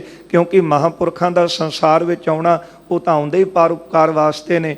ਇਹ ਬਹੁਤ ਵੱਡਾ ਪਰਉਪਕਾਰ ਸਤਿਗੁਰਾਂ ਨੇ ਮਨੁੱਖਤਾ ਦੇ ਭਲੇ ਵਾਸਤੇ ਕੀਤਾ ਹੈ। ਕਿਉਂਕਿ ਜਦੋਂ ਸੰਸਾਰ ਦੇ ਵਿੱਚ ਰੁੜਦਿਆਂ ਜਾਂਦਿਆਂ ਦੇਖਿਆ, ਪੂਰਾਂ ਦੇ ਪੂਰ ਰੁੜ ਰਹੇ ਨੇ, ਫਿਰ ਤਰਸ ਆਇਆ ਅਕਾਲ ਪੁਰਖ ਨੂੰ। ਤਰਸ ਕਰਕੇ ਗੁਰੂ ਨਾਨਕ ਸਾਹਿਬ ਦਾ ਰੂਪ ਧਾਰ ਕੇ ਆਏ। ਫਿਰ ਸਾਨੂੰ ਪਾਵਨ ਬਾਣੀ ਦੇ ਲੜ ਲਾਇਆ। ਪੰਜਵੇਂ ਸਰੂਪ ਦੇ ਵਿੱਚ ਸ੍ਰੀ ਗ੍ਰੰਥ ਸਾਹਿਬ ਦੀ ਬੀੜ ਤਿਆਰ ਕੀਤੀ। 10ਵਾਂ ਜਾਮਾ ਧਾਰ ਕੇ ਫਿਰ ਮਹਾਰਾਜ ਸਾਨੂੰ ਲਿਖ ਕੇ ਦੇ ਗਏ। ਸਤਿਗੁਰਾਂ ਨੇ ਆਗਿਆ ਕਰ ਦਿੱਤੀ ਖਾਲਸੇ ਦੇ ਤਾਈਂ, ਆਗਿਆ ਭਈ ਅਕਾਲ ਕੀ ਤਬੈ ਚਲਾਇਓ ਪੰਥ, ਸਭ ਸਿੱਖਨ ਕੋ ਹੁਕਮ ਹੈ ਗੁਰੂ ਮਾਨਿਓ ਗ੍ਰੰਥ। ਗੁਰਦੇਵ ਕਹਿੰਦੇ ਨਰ ਅਸੰਖ ਕੋ ਹਿਤ ਕਰ ਦੀਜੈ। ਅਸੰਖਾਂ ਹੀ ਮਨੁੱਖਾਂ ਦਾ ਭਾਈ ਗੁਰਦਾਸ ਸਾਹਿਬ ਭਲਾ ਕਰ ਦਈਏ। ਮਹਾਰਾਜ ਕਿਰਪਾ ਕਰਨ, ਜਿਹੜੇ ਪ੍ਰੇਮ ਦੇ ਨਾਲ ਗੁਰਬਾਣੀ ਨੂੰ ਪੜ੍ਹਦੇ ਅਤੇ ਸੁਣਦੇ ਨੇ, ਉਹਨਾਂ ਦਾ ਇਹ ਸੰਸਾਰ ਸਾਗਰ ਤੋਂ ਸੁਖਾਲਾ ਹੀ ਪਾਰ ਉਤਾਰਾ ਹੋ ਜਾਂਦਾ ਹੈ। ਅਰਦਾਸ ਕਰੀਏ ਗੁਰੂ ਚਰਨਾਂ ਵਿੱਚ, ਮਹਾਰਾਜ ਕਿਰਪਾ ਕਰੋ, ਸੰਸਾਰ ਸਮੁੰਦੇ ਤਾਰ ਗੋਬਿੰਦੇ, ਤਾਰ ਲੈ ਬਾਪ ਬੀਠਲਾ, ਮੈਂ ਅਜਾਨ ਜਨ ਤਰਬੇ ਨਾ ਜਾਣੂ। ਐ ਦਾਤਾ ਕਿਰਪਾ ਕਰ, ਮੈਂ ਅਣਜਾਣ, ਮੇਰੇ ਕੋਲ ਨਾ ਬਾਹਾਂ ਨੇ, ਨਾ ਪੈਰ ਹੈ, ਨਾ ਅੱਖਾਂ ਨੇ। ਕਿਰਪਾ ਕਰਕੇ ਸਤਿਗੁਰੂ ਸਾਡੀ ਬਾਂਹ ਫੜ ਲਓ ਤੇ ਬਾਂਹ ਫੜ ਕੇ ਸੰਸਾਰ ਸਾਗਰ ਤੋਂ ਪਾਰ ਕਰ ਦੇਵੋ। ਤੇ ਸਤਿਗੁਰਾਂ ਨੇ ਭਲੇ ਵਾਸਤੇ ਸ੍ਰੀ ਗ੍ਰੰਥ ਸਾਹਿਬ ਜੀ ਦੀ ਬੀੜ ਲਿਖਾਉਣੀ ਭਾਈ ਗੁਰਦਾਸ ਸਾਹਿਬ ਜੀ ਪਾਸੋਂ। ਪਰ ਪਹਿਲਾਂ ਸਤਿਗੁਰਾਂ ਨੇ ਥਾਂ ਦੀ ਚੋਣ ਕੀਤੀ ਹੈ। ਸੋਹਣਾ ਥਾਂ ਹੋਵੇ, ਰਮਣੀਕ ਥਾਂ ਹੋਵੇ, ਇਕਾਂਤ ਵਾਲਾ ਥਾਂ ਹੋਵੇ, ਸੋਹਣੀ ਰੁੱਖਾਂ ਦੀ ਸੰਘਣੀ ਛਾਂ ਹੋਵੇ, ਉਹ ਥਾਂ ਦੀ ਚੋਣ ਹੋਈ। ਫਿਰ ਜਿਹੜਾ ਪੰਚਵਟੀ ਦੇ ਸਮਾਨ ਇਹ ਥਾਨ ਸੀ ਸ਼੍ਰੀ ਰਾਮਸਰ ਸਾਹਿਬ ਵਾਲਾ, ਇਹਦੀ ਚੋਣ ਕਰਕੇ ਸਾਰੀਆਂ ਤਿਆਰੀਆਂ ਕਰਵਾ ਕੇ ਭਾਈ ਗੁਰਦਾਸ ਸਾਹਿਬ ਨੂੰ ਲਖਾਰੀ ਲਾ ਕੇ ਸ੍ਰੀ ਗ੍ਰੰਥ ਸਾਹਿਬ ਦੀ ਬੀੜ ਲਿਖਵਾਉਣਗੇ। ਇਹ ਵਿਚਾਰ ਆਪਾਂ ਆਉਂਦੇ ਦੀਵਾਨਾਂ 'ਚ ਸਰਵਣ ਕਰਾਂਗੇ। ਭੁੱਲਾਂ ਚੁੱਕਾਂ ਦੀ ਖਿਮਾ ਕਰ ਦੇਣੀ ਜੀ, ਅੱਗੇ ਵਾਸਤੇ ਅਸੀਸ ਦੇਣੀ। ਧੰਨ ਗੁਰੂ ਅਮਰਦਾਸ ਮਹਾਰਾਜ ਜੀ ਦੇ ਅਵਤਾਰ ਗੁਰਪੁਰਬ ਦੀਆਂ ਆਪ ਸਮੁੱਚੀਆਂ ਸੰਗਤਾਂ ਨੂੰ ਬਹੁਤ ਬਹੁਤ ਵਧਾਈਆਂ ਹੋਵਣ। ਸ਼ਹੀਦਾਂ ਦੇ ਚਰਨਾਂ ਦੇ ਉੱਤੇ ਨਮਸਕਾਰਾਂ ਹਨ। ਆਓ ਦੋ ਪੰਕਤੀਆਂ ਸਰਵਣ ਕਰਕੇ ਇੱਥੇ ਸਮਾਪਤੀ ਹੈ ਜੀ। ਸਾਗਰ ਅਗਨ ਸੰਸਾਰ ਅਗਾਹੂ, ਜਿਸ ਭੁਲ ਆਸ਼ਰੈ ਇਹ ਤਰ ਜਾਹੂ। ਸੋ ਚਿਤ ਲਾਏ ਬਨਾਵਨ ਕੀਜਹਿ, ਨਰ ਅਸੰਖ ਕੋ ਹਿਤ ਕਰ ਦੀਜਹਿ। ਵਾਹਿਗੁਰੂ ਜੀ ਕਾ ਖਾਲਸਾ, ਵਾਹਿਗੁਰੂ ਜੀ ਕੀ ਫਤਿਹ।